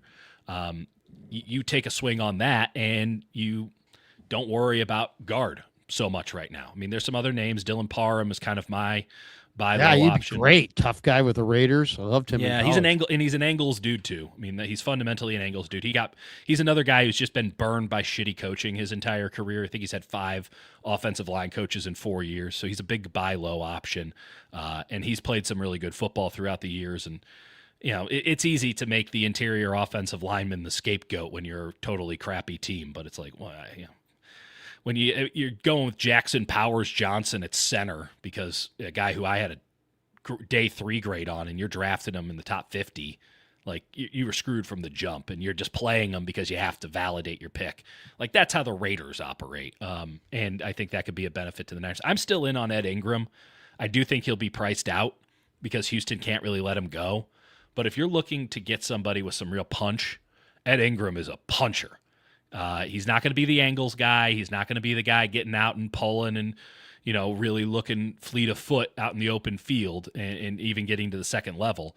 But if you need someone who's just going to hold up against a power rush and deliver a right hook in the same way that the Rams rebuilt their offensive line to take on that image, knowing that Seattle was coming, Ed Ingram brings that physicality and that angst that this offensive line probably needs, especially with Trent kind of being in and out of the lineup and being a tackle. But having that on the interior, him and Pooney, that can insulate Brendel's Angles game pretty significantly. Probably not to the Seattle level, but anyone else wants to come along and try Ed Ingram and Pooney, that's not going to go so hot. Whereas, all the guys they ran through last year just couldn't really match up to that situation. As for guards that I like in this class, I'm a big fan of Emmanuel Pergone out of Oregon. I think he's the number 1 guard. Chase Besantis out of Texas A&M, I have a blue chip grade on. I'm higher on Logan Jones than I am on really like any of the other Iowa offensive linemen, and they got some good ones this year. A lot of people like Keelan Rutledge. I'm not totally in on that, but he is an Angles guy. The name that I'm just throwing names out there. How about I give you one with some certainty?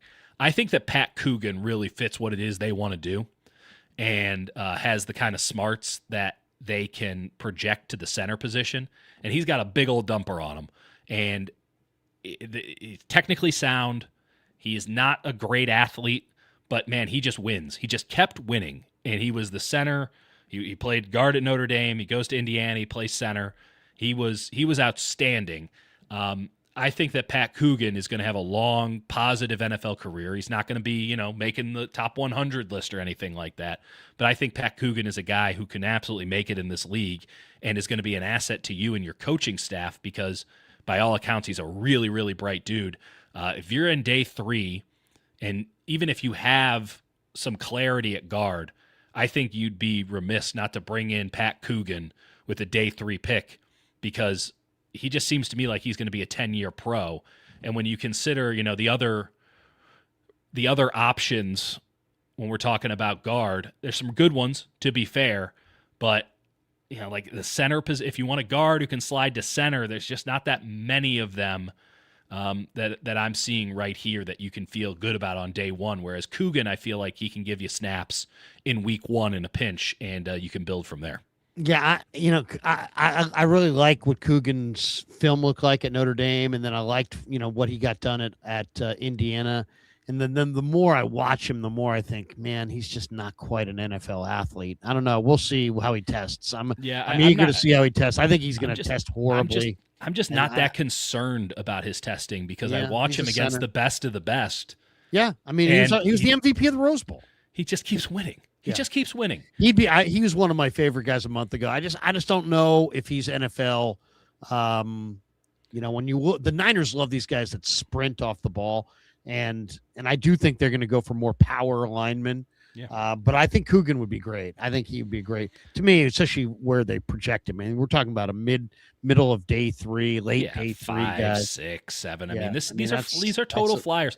And on day 3, you're either taking the dude who's never played good football but has unbelievable athletic upside, or you should be taking the dude who is just really good at football and it makes no sense.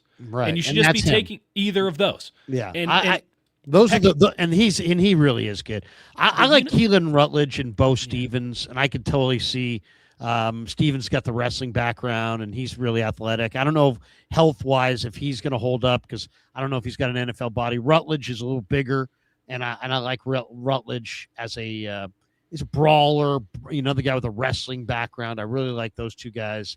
He's just not big enough for me. Yeah, Rutledge. He's 6'4", 320. He doesn't play that big.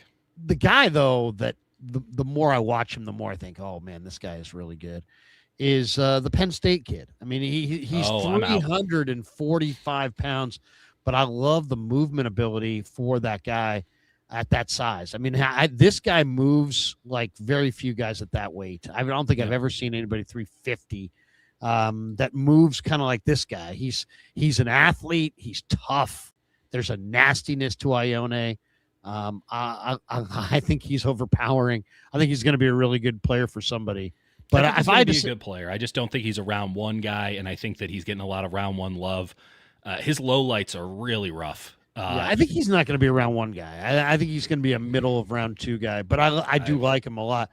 I think the Niners are probably going to go for somebody like my guy Allegretti. I think they're going to go for somebody who can play guard or center because they want coverage at guard and center. And I think it's going to be somebody who's cheap, not going to be Linderbaum. It's not going to be somebody they're going to spend 4 times what they're paying Brendel to. I think Allegretti would be a great name, but I also think it's probably a name that they're gonna circle on as well. Let's move to offensive tackle. Who's your offensive tackle? Some people think they need a round 1 offensive tackle. This is the position that there's a lot of guys that are listed as offensive tackles that really aren't tackles. Like Jennings Dunker is not a tackle. He's probably at best he's a right tackle, and I don't think he's a right tackle for another year or two. He's probably more of like a left guard or right guard. He might be a really good left guard or right guard, but I don't think he's a tackle. And I think when you look at tackle spots, there's a lot of guys that kind of fit that description. Like they're listed as tackles, but they're really probably in the pros. They're probably not tackles. So what tackle would you like to see the Niners get? I mean, I told you about this guy a couple weeks ago. Obviously, he's no secret anymore, but Max Ian Anchor, I think is how you pronounce it, the Arizona State kid. Yeah, he's a crazy mover. He's 330 and he looks skinny. Preposterous mover. Now, my concern here is that he might be off the board by 27. The buzz around him is out of control right now, at least in the circles of people who kind of their buzz means something, at least to me. But man, if he's sitting there in round 2, you have to take him. And yeah, he's not going to be able to play guard for you, but you just have 1 year of him as a swing tackle. You're teaching him from the ground up. My concern with him when I watched him at the Senior Bowl was that, hands are kind of all over the place. He moves great, but you just didn't see like a punch or an edge. And then you put on the All-22 and you're like, oh, this guy's kind of a mean son bitch. Like he has something there. Like he clearly still has no idea what he's doing, but he got better as the season went on. If the 3 games I watched kind of early, middle, and end were any indication, and then or proper indication. And I think that there's more on the tape than his Senior Bowl performance led anyone to believe. So I think you should feel more comfortable taking him than just, oh, well, he's this raw prospect, like this all-time great, talent, but he's never done anything. He's done something. He's pretty good. The other names, this is a great year actually to take a round 1 tackle because I don't have any of them as bona fide lottery guys. I think that I have 6, maybe even 7. I haven't finalized my list yet going in tomorrow, but I think I have 6 guys in this sort of 15 to 40 range, which is right in the wheelhouse for the Niners to take somebody at 27. And the name that you should get excited for is Caden Proctor because he can be a Trent Williams replacement. There's not a lot of guys like that. Like Mauga is very high floor. The ceiling's good, but he has limited foot speed. Fano is the best blend of foot speed and power. Lomu he's a little undersized. He's a little undersized, but he really did pack. He did pack a punch at Utah. I thought he played up. He was impressive. Freeling is all foot speed, no power. You can take him at 27 and do the same thing you're doing, but like Proctor has a chance to be like a truly special player. He is a freak athlete, and his main demerit as a player is that he's carrying 20 pounds of bad weight, and maybe even more than that. I mean, he just doesn't look like a Niner lineman at all. Trent Williams doesn't look like a Niner lineman at all. Trent Williams is out there with a gut. He doesn't make any sense. And at some point, this guy's almost like a pregnant player. I mean, he's humongo. He is humongo. But you know what? You give him first off, even I like with that bad weight, a whole lot more than I like Proctor. I think moves at they don't even look like the same position. They move so differently. No, but here's the thing with Proctor. You can play him at guard in year 1 if you have to, because he's a phone booth mauler. But he also has the ability to run better than all of these guys, despite 40 pounds of bad weight on top of a frame that's already heavy. Like, he's a freak. He's an absolute freak. And he has the technique and the tape to validate a first-round pick in and of itself. And teams are going to get scared off because he's ugly. Like, there's no nice way of putting that. He's ugly to look at. It's not aesthetically pleasing. You don't want to show up to the press conference on day 1 with a dude who's spilling out of his suit. And teams are going to get scared by that. And a team that already has a left tackle in place but knows that they're going to need another one in the not-too-distant future, be it a year or 2 down the line, they should be all about this because you can get that weight off of him at the NFL level. And if you can't, well, then you lost. But, like, you have to imagine that you can get this weight off of him. And then you have somebody who has the physical potential to be as good as anybody in the league at that position. I think that there's no way that somebody like this should be available to the Niners at 27 in any draft. It's the reason why they haven't taken offensive linemen in drafts, because they're just not in a position to take them, frankly, because of the inflation here. But this draft is set up perfectly for them to end up with somebody who, needs a little bit of work, but I would much rather try to take some weight off of Caden Proctor than teach Monroe Freeling how to play offensive line, or even Ian Archer how to he's got a lot of work to do. And yes, there's a lot there to where you feel good about maybe taking him in round 1, but there's still a lot of work to do. He's dead raw. Whereas Proctor, worst case scenario, you got yourself a guard. So I'd go Proctor. I mean, I hear you.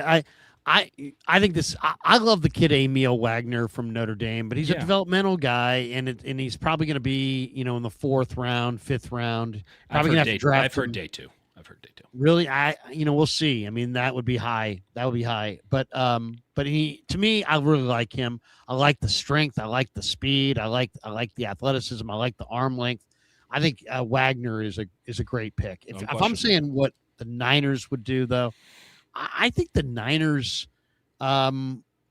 probably would be even more conservative. I think Josh Jones would be a good pickup for the Niners in free agency, and this is the Seattle former Cardinal, former Houston Cougar, who, came out of college and developed and has gotten better and better. And now he's a backup in Seattle, but he's a good player and he's a starting caliber player. I mean, this is where Seattle's got some really good players. And Josh Jones has got better movement skills than most of these tackles. I think he's less of a risk. He's more ready to play. I think you could put him at guard for a year if you wanted to, and move him to tackle if you wanted to. I think he's athletic enough to play either side, either spot. So that's the guy I could see them going for, just because there's a lot of hit and miss with these rookies, and Jones, I think, is safer. I don't think they're going to hit this spot. I really don't. I think this is going to be another one of those needs where it's like, it got kicked down. The can got kicked down the road. Let's jump quickly to the defense. They need an interior defensive rusher. Who do you think's your guy there? I mean, the guy is pretty straightforward. I mean, it's going out and getting John Franklin Myers. He's really good for Denver. I just don't think that they can afford him. We'll see. I know that they're going to be all about him. The name that I like as a 3-tech is Logan Hall. Houston. Tampa. Yeah. Played at Houston. Yeah, played at Houston. He was really, really good on the tapes that I watched going into that Tampa game. I kept being like, man, Vita Vea very much helps to have Vita Vea next to you. I won't argue that. But like Logan Hall had some really impressive reps. And he's a little light, and he had a stat drop in 25. I think everybody had a stat drop on that defense in 25. That was not a very good defense in general. I just like Logan Hall as sort of a buy low option. I liked what I seen on the tape, and if it's no risk, a lot of reward, that's kind of the angle I would go with. The guy that I saw that I would just absolutely turn in the card if he was healthy at 27 is Caleb Banks from Florida. But the foot problem, the fact that he played 3 games, he's a big guy with a foot problem, that makes me way nervous. I can't go with a guy in the first round who's got a foot problem. So I kind of think the Niners may go conservative here, but I like David Onyemata to follow Raheem Morris from Atlanta to the Niners. They're very young. They're very young inside, and this guy can move a little bit. He's a veteran, and I could see them extending for Onyemata. The other guy that might be a little cheaper is Byron Young, who started with the Raiders and backed up in Philly this year. But I think Onyemata is more of a ready to play significant minutes and significant snaps. So I like Onyemata. I think Onyemata could be their free agent call at defensive tackle. How about defensive end? What defensive end? I mean, this is where you got to have somebody really good. Now, I don't know that you're going to get Hendrickson, but there's Joey Bosa, there's Rashawn Gary, there's Trey Hendrickson, there's Max Crosby, there's rumors linking Arnold Ebiketie. There's a lot of options here. What direction do you think they're going to go? What direction would you go? I would go strictly in the draft. I would maintain that young, right, and let them all come up together. I wouldn't go round 1 unless you can get Zion Young, which I'm not sure that that's going to be their play. The name that I'm kind of really circling when it comes to the draft on day 2 is Akeem Mesidor out of Miami, who was opposite of Ruben Bain this past year. He was somebody who played inside for Miami at about 280, dropped down to 260 this year. He's really good. He's really good, man. I have him as number 18 on my board right now. Now I have Bain as 3. But like that defensive line for Miami, I want every share of it I can get. And Messidor is just a classic, true defensive end. He holds up well at the point of attack because he played inside, but he has some really good bend and some really good speed off the edge. And because there's more freaky players at defensive end in this class, and someone's going to talk themselves into Keldrick Falk, and someone's going to talk themselves into TJ Parker, and someone's going to talk themselves into maybe even Cassius Howell in the first round. David Bailey is a true speed rusher who isn't going to be available to the 49ers, but I don't even think fits what the 49ers want to do because he's more of a 3-4 end than he is somebody who can hold up at the point of attack, though he's really good. He's really fast. He's kind of the Nick Bonito mold. I think Akeem Messidor, if he's sitting around there, I would even trade up in the second round to go get him because he's ready-made for the NFL. He's plug and play, and I think he can play both at 9 and 5 tech, and you can slide him in on third down, and versatility is the name of the game in the modern game. Yeah, no, that's a good one. That's a good name. And he's an older kid, but he's really strong. And Awesome. Man, he looked good in the playoffs. He looked really good. And they're gonna, because he's somebody who is clearly kind of a top 50 talent. Again, I have him 18 on my board right now, above Zion Young for what it's worth, who's at 19. You're gonna have to do a lot of conversations, right? Like so much of this draft, we're just going off of tape and what we hear in the rumor mill and stuff. But like they're doing person scouting as well. I've done some person scouting, having a lot of connections at the University of Miami from back in the day that continue to this day because it all kind of came back to Cristobal, who I was tight with back when I was in Miami, and they just can't get enough of this kid. They think he's just the best. Jason Taylor is going to give him one of the great recommendations you will ever hear, and that's Jason Taylor giving it to him. He's really productive. He's very strong. Yeah, he's going to go. He's going to go high. I personally, I love Zion Young, and that's who I'd go with. I'd go with Zion Young. I kind of think they're going to go with Rashawn Gary. I think Gary's going to get. He's either going to get traded for something reasonable, or he's going to get cut loose more than likely. And I think he's going to be a cheaper alternative.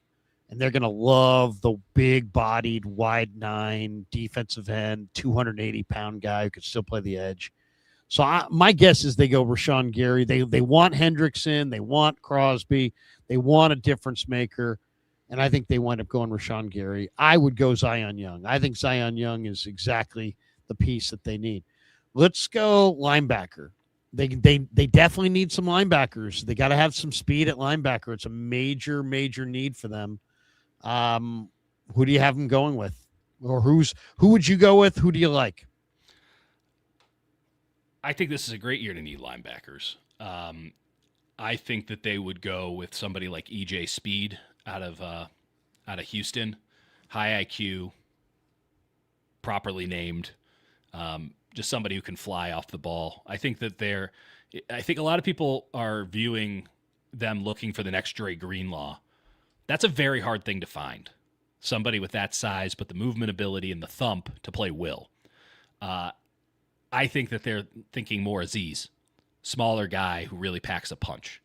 So somebody like EJ Speed or a Christian Harris or a Willie Gay, all of which I think can be had on the cheap, are really good options because this is not a position that I think that they can put a premium on just because, one, it's not a position they've really put a premium on to this point. Even, Dre Greenlaw was a 5th-round pick back in the day. And I don't, with the way that the money has to go around, the way that this free agency class is panning out, the way this, it's a pretty good linebacker draft class, all things considered. I would venture to say that they are going to give D. Winters another shot, but bring in some serious competition without clearly getting somebody who is going to take his job. So I'm going to guess that they're going to go veteran free agent, and let's just go with EJ Speed on that one. If I had my druthers, Willie Gay, you going Willie Gay? Or? If I had I have no problem with going veteran at all, but I would get a Josiah Trotter. I would get if Anthony Hill or a CJ Allen fall into the second round, I'd go get them. If I really had my druthers, I would trade everything and go get Arvell Reese, but that's not happening. I like Harold Perkins from LSU. I think he's unbelievable mover, and I know there's some work that needs to be done there because he's kind of played that star hybrid role, but his ability to close space to me is the best I've seen on tape this year. He closes a ton of space. He's just really fast. He's got great feel. He's a 5-star guy coming out. So that would be my guy. But as far as their guy, you know what? I think they like these hyperactive alpha leader guys that are always in the right spot. They love D Winters, and he's small. To me, I could see them going for Torian York from A&M. He's a captain. He's a leader. As soon as he showed up on campus at A&M, he was immediately like the captain, and he's got a lot of the Fred Warner traits in that he is undersized. If you watched him at A&M, you say, well, he's kind of a grab and drag tackler, but then the more you watch him, the more you realize, no, this guy's everywhere. He is everywhere. He makes tons of plays. He's undersized. He's 5'11", 235. But I could see them going for Torian York. Why? Because he's super productive, but there's no police blotter potential here. This is a great, salt of the earth leader. And I just think that he's their kind of guy. And I just think that they'll wind up taking him. Let's move to safety. What do you think we got 2 left, safety and corner. Give me a safety that you think you like or that you think they like or both. I have no idea at safety. Safety is such a difficult position to evaluate in general. I would say, I have some names. I mean, like a Dane Belton, maybe.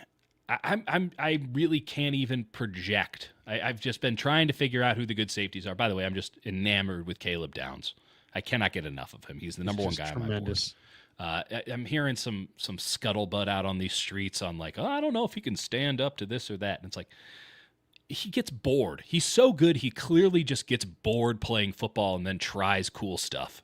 Like, is that great? Not really. Does it matter? No. He's so much better than everybody else. I'll throw out a Bud Clark from TCU. There's some buzz around him right now. Cole Wisniewski from Texas Tech is somebody that maybe has it. He's kind of a weird guy. He's tall and he's 6'4", 220, and I don't know if he's got the coverage ability. He commands the middle of the field. He does make a lot of plays. I don't think I'm in on Thieneman. I don't think I'm particularly in on McNeil Warren either. Those are kind of the second-tier safeties. Zakee Wheatley out of Penn State is somebody who I don't mind all that much, but is the Penn State, there's some real coaching issues there. Sorry to James Franklin and crew. I don't know what you do here because there's no obvious answer unless I don't think they're going to give Alohi Gilman, who's the only like viable safety I would go get on that's going to hit the open market. I don't think they're going to pay him. I think that you hire somebody like Raheem Morris to get the most out of what you can get at safety. I think they're going to be a too-high team. That's my guess right now. A true too-high team with with safeties that crash like linebackers but do play high, relying a lot on the press abilities of their corners to cover the intermediate areas of the field and to help out in the run game. It's tough. I'm not deep enough on this class yet. Geno Stone's a name to maybe keep in mind. He's a true free safety. If you need somebody with a little bit more thump to play like a big nickel, Dane Belton. But it wouldn't shock me at all if they just rolled it back with the exact crew that they had and then drafted somebody on day 3 like like you were saying, a Miles Rouser, and don't really have clarity at that position until who knows when. Yeah, I think Lynch is looking for a thumper, and he likes the guys that hit. I mentioned that guy Rouser. I could see them going for him, but I think AJ Halsey. I could see AJ Halsey because AJ Halsey's a legit 220 pounds, but he hits like a truck and does cover. The LSU safety, yeah, people really. Yeah, I mean he's a real cover guy at that size, so I think they're going to look for an all-around guy, and I would not be surprised if Halsey was their guy. How about corner? Do you have a thought on corner? May what you like at corner or who you like. What an unbelievable corner class this is. This is like a legitimately special year at cornerback, which is such a strange thing because it's such a difficult position to evaluate. I think both of the Tennessee guys are really good. Jermod McCoy and Colton Hood. The guy that I would want, and everyone's going to say D'Angelo Pons. I think D'Angelo Pons has to be a nickel. You already have one. That's not to say that he wouldn't be better. I love Keontae Scott at Miami. He's a nickel. You already have one. I mentioned to you on the last show, Davidson Igbinosun out of Ohio State, I think would be a really nice option, late day 2, early day 3. But I can't get over Chris Johnson at San Diego State. Oh, he's tough. He's so good, and he's smooth. Man, I will also say Mansour Delane. Yeah, he's great talent. Special player. Jake and I are already very in deep disagreement. I think that he's preternaturally good. I have him in my top 7. So I'm all in on Mansour Delane. But I would go Chris Johnson. Where do they go? Good. Your guess is as good as mine. Give me some names. I think that like Davison Igbinosun in round 2, second round corner, Ohio State. Yeah. They coach it really well. He's got some good size. I think that's a name that makes a lot of sense. The other name Pons would be great. Yeah, Tariq Woolen, I think, is a free agent that would make a lot of sense for them. I like Jalen Everett quite a bit as well from Georgia. He was a 5-star, and he played some big moments in this last year. And he can do cover 6 because he's coming from Georgia. Yeah, I mean, and there's a couple other guys further down the list that Josh Moten from Southern Miss. Oh yeah, I love Moten. Moten's one of my guys. He's not bad. I mean, there's some interesting guys down the list for sure. The guy from Texas is it Gilbo or Gilbo? I'm more of a Malik Muhammad man personally out of Texas. He's the higher rated guy for sure. But Gilbo. Gilbo had a nice Shrine Bowl. He had some moments. He was the only guy who didn't get absolutely cooked by Weegan, the Iowa wide receiver. So I guess that's a point for him. He still got burned by him a couple times, but he was the only one who also didn't get burned on every single rep. Free agency wise, is there a free agent corner that is going to be highly coveted? It's I know Woolen is very, very he's a solid corner for sure. He's got big size. Yeah, but I mean that's a spot where I'm not sure what they're going to do at corner. I could see them going for a veteran corner. Yeah, and the names, it's just tough. Like Kobe Durant is someone that you brought up last time.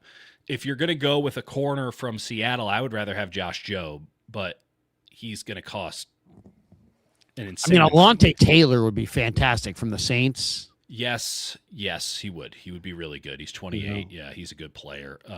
If you can get Rasul Douglas from 5 years ago, he's exactly what you're looking for, but you can't.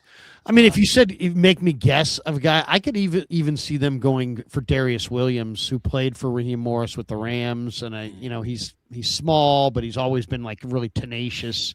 If they're just looking for another corner body, I could see somebody like Darius Williams or Kobe Durant. To me, they probably go in that direction. If I had to guess, it would be somebody that knows Raheem, somebody who either played with, is there somebody in Atlanta they could grab? I don't know, but look, somebody who's got familiarity with, because this is going to be his spot. This was his call. The guy that they hired to be the secondary coach was his hire. Yeah, it's just D. Alford.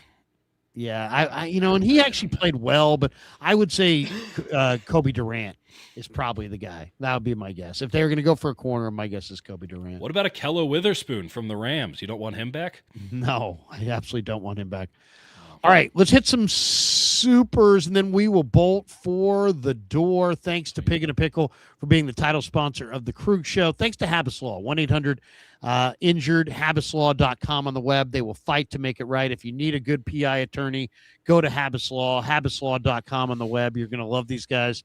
If you want to win, this is the call you make. And these guys These guys take on and beat insurance companies with regularity. They're fantastic. They're ethical. 1-800-INJURED. I put my name to it. HabisLaw.com on the web. All right, let's do this. You're going to have to read these for me again because Okay, no problem. I'm blind as a bat tonight. All right, here we go. We only have a few of them. Okay, here we We go. got 10. Here we go. Yeah.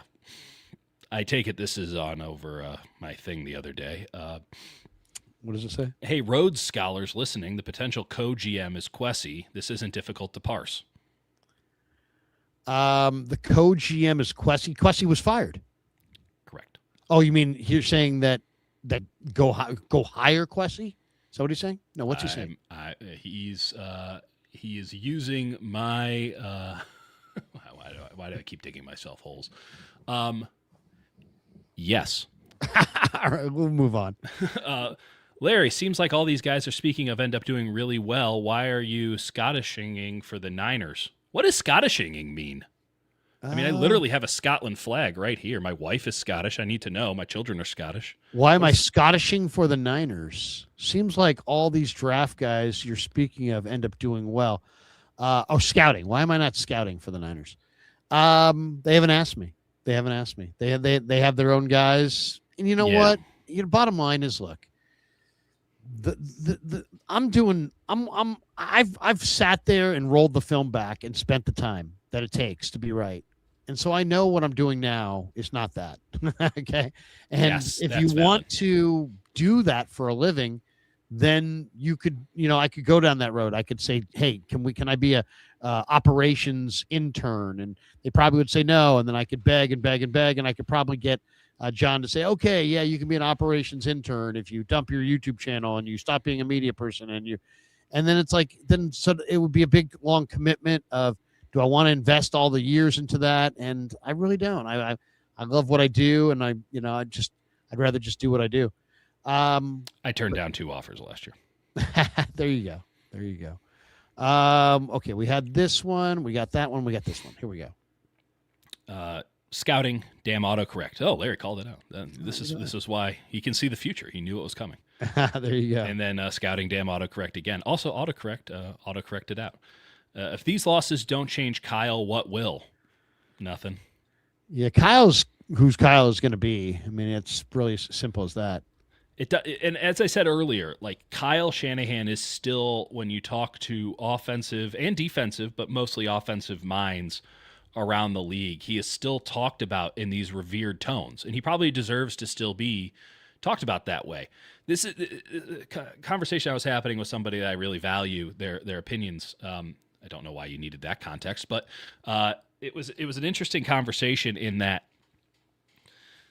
like, this is why coaches fail. They fail because they win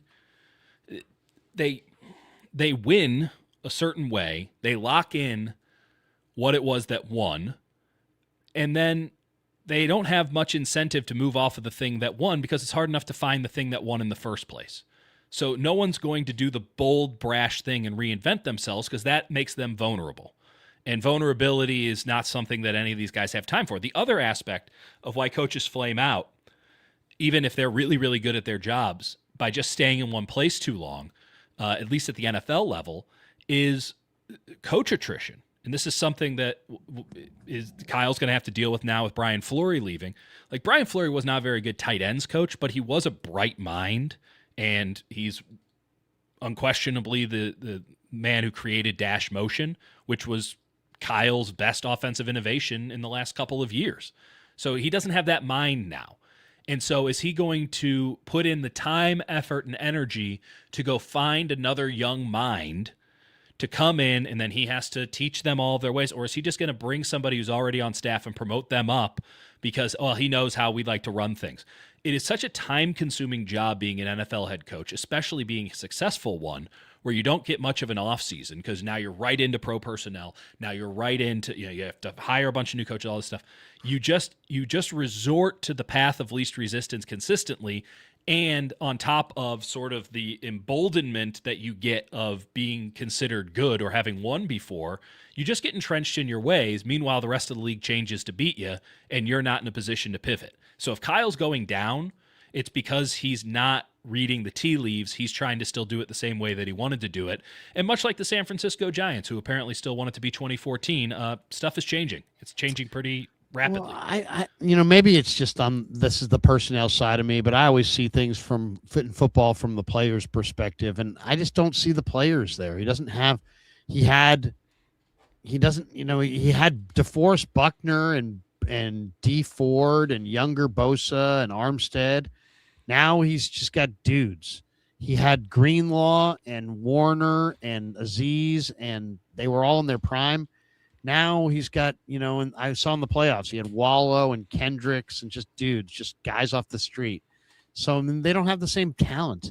And I just think that Kyle Shanahan, if you want to give Kyle Shanahan total control over the whole operation, which is fine, then you could say that Kyle Shanahan, the general manager, has let down Kyle Shanahan, the head coach. But I don't really think it's that. I think that he's, got guys that he knows that he gets along with, John Lynch, on a day-to-day basis. And then he's got, the desire to also have great players. And he wants John Lynch to provide those players. And John has done it at times and then has not done it at times. And that the inconsistency, the delta there is how they've fallen behind. And also let's be honest, they've also taken big swings and missed. Yes. They took a big swing at Hargrave, they missed. They took a big swing at Trey Lance, they missed. Yep. You can't take big swings and miss and then have as many misses as they've had in the top of the draft. They've drafted fabulously on day 3. Doesn't matter. It's overcome their misses on day 1 to a degree, but then the big swings and misses combined with the draft misses, it's just been too much for them to overcome. And Kyle Shanahan's still a great coach. And the Niners, I think, probably top to bottom, if you looked at last year, I think last year they may have had the best coaching staff in the whole league. I think they had some of the best offensive coaches, some of the best special teams coaches, and some of the best defensive coaches, but they didn't have the talent, and they don't have the talent. So they're going to that's when they're going to get back on top, as if they can start discover. I mean, Steve Young said it. He said it, and he said it. He's totally right. When they can come up with 5 to 7, that's a good number too, about 5 to 7 guys out of the draft that are worthy of second contracts, that are foundation piece players. I mean, this is a big if, but if they can come up with 5 to 7 of those players, that's what they really need. They need cheap foundation piece players that can take the lead and replace their existing core. And we'll see if they can do it. If they can do it, they'll compete for Super Bowls. And if they can't, Jed will probably grow tired and impatient of the regime. My guess, within like 5 years. It's probably going to take another 5 years. I don't think he's out anytime soon, but I would say if they don't get it done in 5 years, they'll probably that's probably their timeline. So, we'll see. We'll see if they can do it. What's this one? We have this one. Denzel Boston wide receiver thoughts. Big kid, huge catch radius, 6'3", 6'4", long arms, red zone threat. Kind of reminds me of a Drake London with better leaping ability.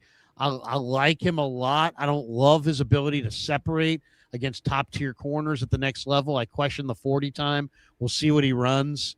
I think there's going to be a lot of these guys that we look at differently after the combine. I think he is very high on my list for going to get a GM fired. Yeah, well, I mean, Dieter, heck, Pac-12 receivers that can't separate are some of the worst picks that there've been. I mean, we can name tons of them. Sean Dawkins at Cal, almost every Mike Williams at USC, J.J. Stokes at UCLA, and then those are old school guys. But you could definitely go anybody in the last 5 or 6 years. There's all kinds of guys. Dwayne Jarrett was awesome at USC. He's done nothing in the pros. There's tons of these Pac-12 receivers that don't really have the ability to separate. The number one thing that Shanahan looks for when he's watching film of college receivers is separation. So if you're watching highlights of receivers and they're making all these contested catches, he's seeing, they can't separate. So that's really what you're looking for. At least that's what I think he's looking for. He's looking for dynamic guys who separate down the field. Yeah, and there's just not a lot of guys like that. This guy's an unbelievable red zone threat. There's no question about it.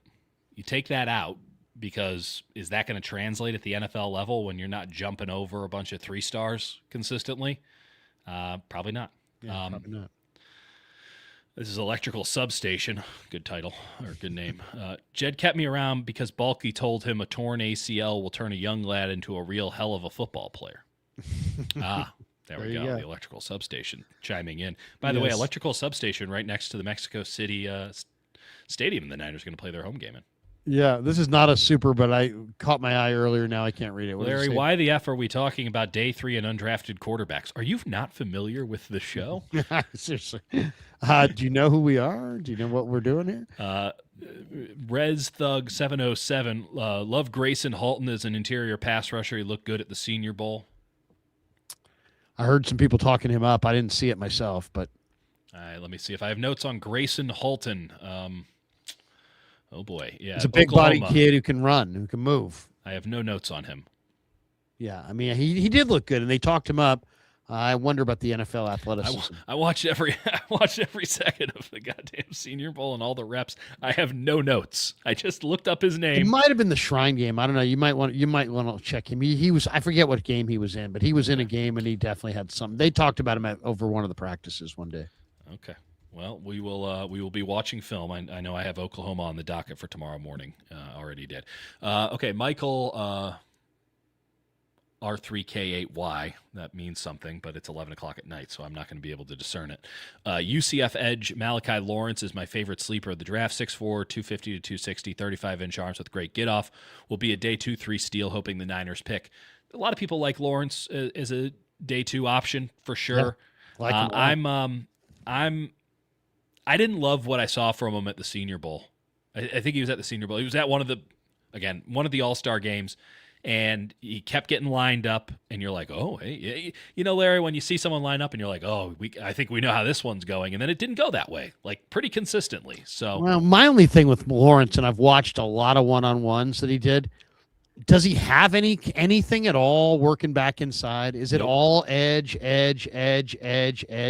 This guy looks like the kind of guy that if you wheeled him wide, he would just keep going wider and wider and wider. It's like, yeah, sometimes you got to counter back inside. I don't see those counters. Now, I haven't studied him like a ton, but he looks like a speed rusher solely. Like if you can negate his initial edge rush, that doesn't have a lot of counters inside. He doesn't have a lot of strength, and any kind of moves inside. It doesn't look like he's got any technique on inside, but he is big, rangy, and fast off the edge. So, I mean, if it's a day 3 pick, Yeah. more power to you. Day If 3, it's day yeah. 2, you're setting yourself up for failure because you got to play him if he's day 2. Yeah. This is Brad Jones, who consistently throws you about 15 Australian dollars, which is always a perk. Nice. You got to trade that in. I don't know what the rate is right now. Sorry, I just started watching. Not sure if you already discussed, but what do we think of some of the mocks? Kuiper has Lomu, Yates has KC Concepcion, and Jeremiah has Lee Hunter. They're all interesting for sure. I kind of like of the Concepcion is definitely got speed and ability to separate, but I'm an A&M fan, and maybe it was Marcel Reed was disappointing, but Concepcion did not produce that highly he was on a team that was really loaded. But I like him. I just don't love him. I don't see him being a star. I think he's going to run well. He's going to play, but I don't think he's going to be a star in the NFL. The other guys, who are the other 2 guys? Oh, Lomu. Lomu's got unbelievable footwork. He's a really outstanding pass protector. I mean, really, really great mover, balance, everything. He's underwhelming though, as far as strength. He's about 305 pounds. I don't see the strength.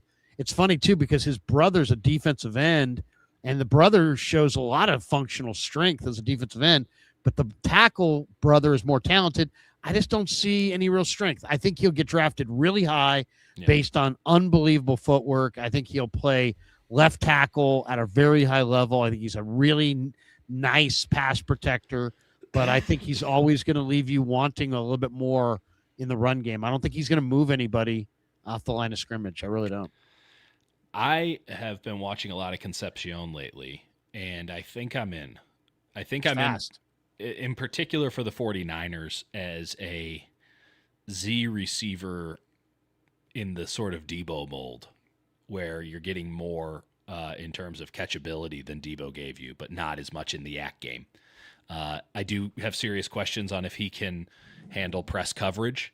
And I think a lot of people are going to write him off as a possibility for the Niners because he played like 75% of his snaps, 75% of his snaps in the slot at A&M. But like, I'm not as concerned about that because of the 49ers tight splits, and playing at Z in a 49ers system is effectively slot. I think that he's the kind of speedy game breaker that can work over the middle and definitely still push it on the outside. I think they're going to fall in love with this guy. I don't know He's a separator. He's a separator for I don't sure. know if he's worthy of 27. I don't think I would take him I in don't the think first so. round, but I think someone will, and it wouldn't shock me if it was the Niners. Yeah, he's definitely going to go between 20 and 40 in that range. And I think the Niners are going to find some other need that they think's bigger than that. Yeah. But yeah, he could fit them nicely. He fits I like them of those really three guys. I like Lee Hunter. Lee Hunter, moves really well. He plays with really good leverage. He's got great long arms. He keeps those legs churning and twisting and turning.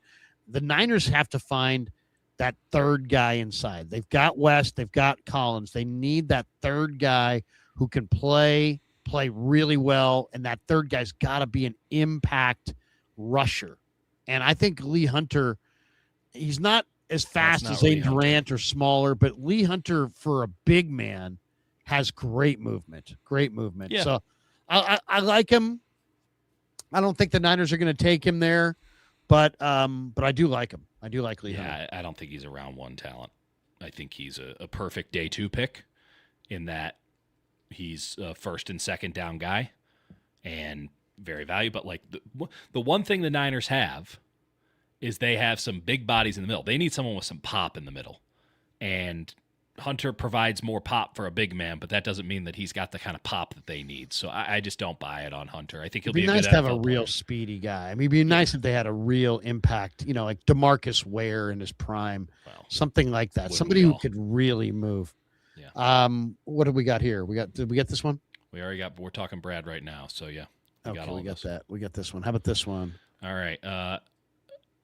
A non-user $5. Any concern with 219 billion Bezos buying the Seahawks? They'd have the money to eddy their team. No. Well, no. There's a salary cap, so no, they wouldn't. Also, I'm hearing that though. I'm hearing Bezos is going to buy them. Okay, well, good luck to him. If he treats it anything like he treated the Washington Post, then that's good news for the Niners because that was the downfall of the last big thing he bought. So, yeah. Kind of a weird situation that Paul Allen wants all of his assets liquidated, and then he wants all of it to go to charity. I mean, that's amazing. Well, when you really. have more money than you ever would have known what to do with, it's a pretty good way to go about it. By the way, a name that may be to keep in mind on that is more of the Steve Ballmer ilk. We'll see. I don't know what kind of strange conglomerates, but the idea of Bezos buying in, I first off don't think that the NFL would be terribly keen on having somebody with that much power and money in the building. Can make Roger Goodell's life pretty difficult, having somebody who could buy Although out he's the probably league going to retire. Yeah. 10 times over. Like, yeah. I mean, think about how much of a pain in the ass Steve Ballmer's been for Adam Silver. Like, you inviting that? You need somebody who puts together, 25 different people to scrounge this all up, and then they're the controlling partner or whatever, and at least then they can stay in line. Like, Bezos doesn't have to stay in line for anybody. He can, but the idea that he can eddy his team is unless he can Can't figure really out do that anymore. a new accounting way, because all these NFL owners have more money than they're allowed to spend every year. So they buy soccer teams and a bunch of other crap. So I wouldn't. I mean, it's funny that nobody's really tried the Eddie mindset, which is, really treat everybody like family, really take care of your players, really love your players. How many NFL owners really truly love their players? I don't know, but it's that's to make the players feel that love. I think that would make you, that would give you a little bit of a leg up. But it seems like I can appreciate Nobody does that. I can appreciate that Eddie wanted to have a first-class operation, and there's no question that he did that. We always hear that, oh, well, he treated us like family from the guys who were top of the line. Like, notice in that documentary, we never heard from assistant coaches. We didn't hear from any rank and file players. It was just the big name guys. No, but that's not actually. I mean, that may be the case of the way how it was portrayed, but I mean, as somebody who has done some interviews of Keena Turner and Guy McIntyre, and the Golden Heart Fund does not just support the best players; it supports all their players, and that's he great. established that. Yeah, I'm not arguing. I mean, he walked the walk. He really has. I mean, he's paid for Jeff Fuller. He's paid for, Eddie has paid a lot of money to his players post career that we don't know anything about. And that's absolutely fantastic, and it's the least he can do. But first off, every dollar that is spent in the NFL is tracked and accounted for, and there are limitations on everything. Yeah. Everything. You can't just wildly spend anymore. No, and frankly, no owner is getting into this on the premise of it. And the idea of, Jeff Bezos can just spend wildly doesn't mean that he will. Again, he could pay to have the Washington Post have an opinion section and a sports section as much as he wants. He can pay all those guys with money that he made in the last 20 seconds, and that would be enough to fund all of that. But he's not interested in that. And so, yeah, I mean, I don't buy the Bezos thing. One, I don't think the NFL would want him in because he'd be too powerful with all that money. And two, I don't see what the upside is for him doing that. I mean, the dude's already clearly got some weird ego stuff going on. I think the last thing that he needs is to take over a Super Bowl winning operation where now he doesn't. Yeah, he doesn't seem like he's their kind of guy for their old boys club. But we'll see. You never know. He could build a nice stadium.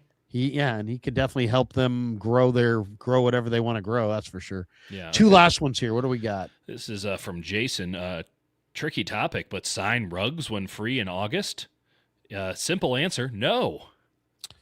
You're talking about Henry Ruggs. Yeah, the one who's in jail. Yeah, I mean, I really believe, I really believe that if you make a mistake and you pay your penance, that you should get another opportunity. Sure. That's how I believe. That's what I believe. At the same time, I mean, I don't. It's like I won't be crying a river if this guy doesn't get an opportunity. He killed a woman. He was driving, crashed into her in the middle of the night, killed her dog, I believe. It's bad. I mean, it's really, really bad. It's reckless and terrible. The amazing thing about it is in the lead up to the draft, there was ESPN does their, behind like those, certain files on different players. And one of the ones was that he was really, really close with a buddy of his that lived in Alabama, and they got into a car accident driving on some road in Alabama, and the car flipped and it was going too fast, and his buddy died. Yeah. And you would have thought that he would have learned his lesson from that tragedy that took his best friend from him, that he would never drive recklessly and fast. But no, instead he did exactly that. He killed a woman. He's been in jail, but if he gets out, he does his time. Yeah. And he's paid his penance. Yes, the 49ers should absolutely attend the workout that he inevitably is going to have. And yes, I would sign him. I would sign him. It's obviously terrible, and I'm not condoning it. But to me, my cutoff would be like the guys that I just absolutely won't touch would be like the domestic violence. If you're a domestic violence person, I don't want you around.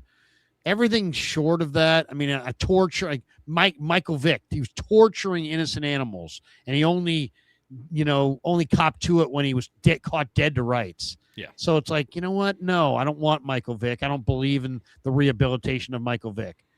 But I also try to be, hey, give everybody a second chance. I got second chances. I wouldn't want people to throw me away. Right. And I'm not advocating throw them away. I just don't think the Niners I don't think the Niners are in a position for that kind of project. I mean, he's the kind of, forget the accident for a second. He's exactly the kind of player that they need. They do need a dynamic super 4-3 receiver who has difference making speed. We don't even know if this is even the same player. This guy was 30 years old now, right? I mean, 27, yeah. Yeah. So I mean, who knows? He might not even be the same player. But I would absolutely attend his workout if I felt like he was rehabilitated in any way. I would give him a shot. I wouldn't give him a shot for big money or anything, but I would definitely give him a shot. I would not be like, nope, he's not playing here. I wouldn't. I wasn't advocating no, he wouldn't play here. I just don't think that the Niners receiver room, as it stands now, which is in such a state of flux, is in a position to take on this kind of media scrutiny and the headache and all that. It's just, I think it'd be too big of a distraction, and maybe he worked out. Maybe he did the time. That's fine. And I do think he should get another chance in the NFL. I just don't think the Niners are in a position with their receiver room right now to be insulated enough to handle something like that, which is just going to be a lot of attention for something that isn't football related. Yeah. Do we get that one? Silent. Most talk on matching Seattle. What's the move to pass? What's that? What's he saying there? I think he's referencing the fact that you and I, and I think anyone with a pulse and a couple of brain cells to rub together, which is you and I, talk a lot about how the Niners match Seattle, and he's saying, how do you pass them? And the answer is you don't in 1 year. Yeah. You need multiple years you need to rebuild the foundation of this roster to a serious point of contention. They're a 12-win team on the bare bones. They have their quarterback. They have a couple of really solid players. They need to double that amount of really solid players, and that's unlikely to happen in one offseason. Did we get this one? No. This is Dominic Ramsey. Is there a scenario where SF moves on from Shanahan after this year? I mean, there's a scenario. It's just a terribly unlikely one. I mean, if this thing bottoms out in a tremendous way, like 3 wins, then they don't have much of a choice. But that doesn't seem likely to me. Yeah, I don't see that. And this last one this is from Sean. Remember Chet Brooks, Larry? Jay Fuller could have Hall of Fame. Chet Brooks died this year. Yeah, Chet Brooks is no longer with us, I believe. At least I saw that online. I don't know if that's his Hold on, let's validate. Great safety. Yes, he died. He died in January. Yeah, played at Texas A&M. Really good player. Oh, we actually won last one here. No, apologies. You missed my other super chat, Larry, which I guess is referencing the prior one about Chet Brooks. Oh, gotcha. I would guess. I don't have access to that. Yeah, thanks to everybody who got in via the super chat. Thanks to Habas Law. Thanks to Sleeper. Thanks to, of course, Pig in a Pickle, and thanks to Dieter. Dieter, when do we hear you on the radio? Friday? Did you say Friday we get a little... Oh, yeah. Me and John Dickinson will bring down the collective mood of the entire Bay Area between 2 and 6 on Friday. So look for Dieter on Friday on KMBR. I'm back with you tomorrow on KMBR, sitting in with John Dickinson as well, sitting in for Derek Papa and Adam Copeland. So check for us tomorrow afternoon. JD's going to be at the Warrior game. I will be here in my studio doing what I do. No Porzingis for Larry. No zinger for me. Anyway, thanks to all of you guys. Have a great night, everybody. Peace. Yeah, never met a man I've been scared of. Careful.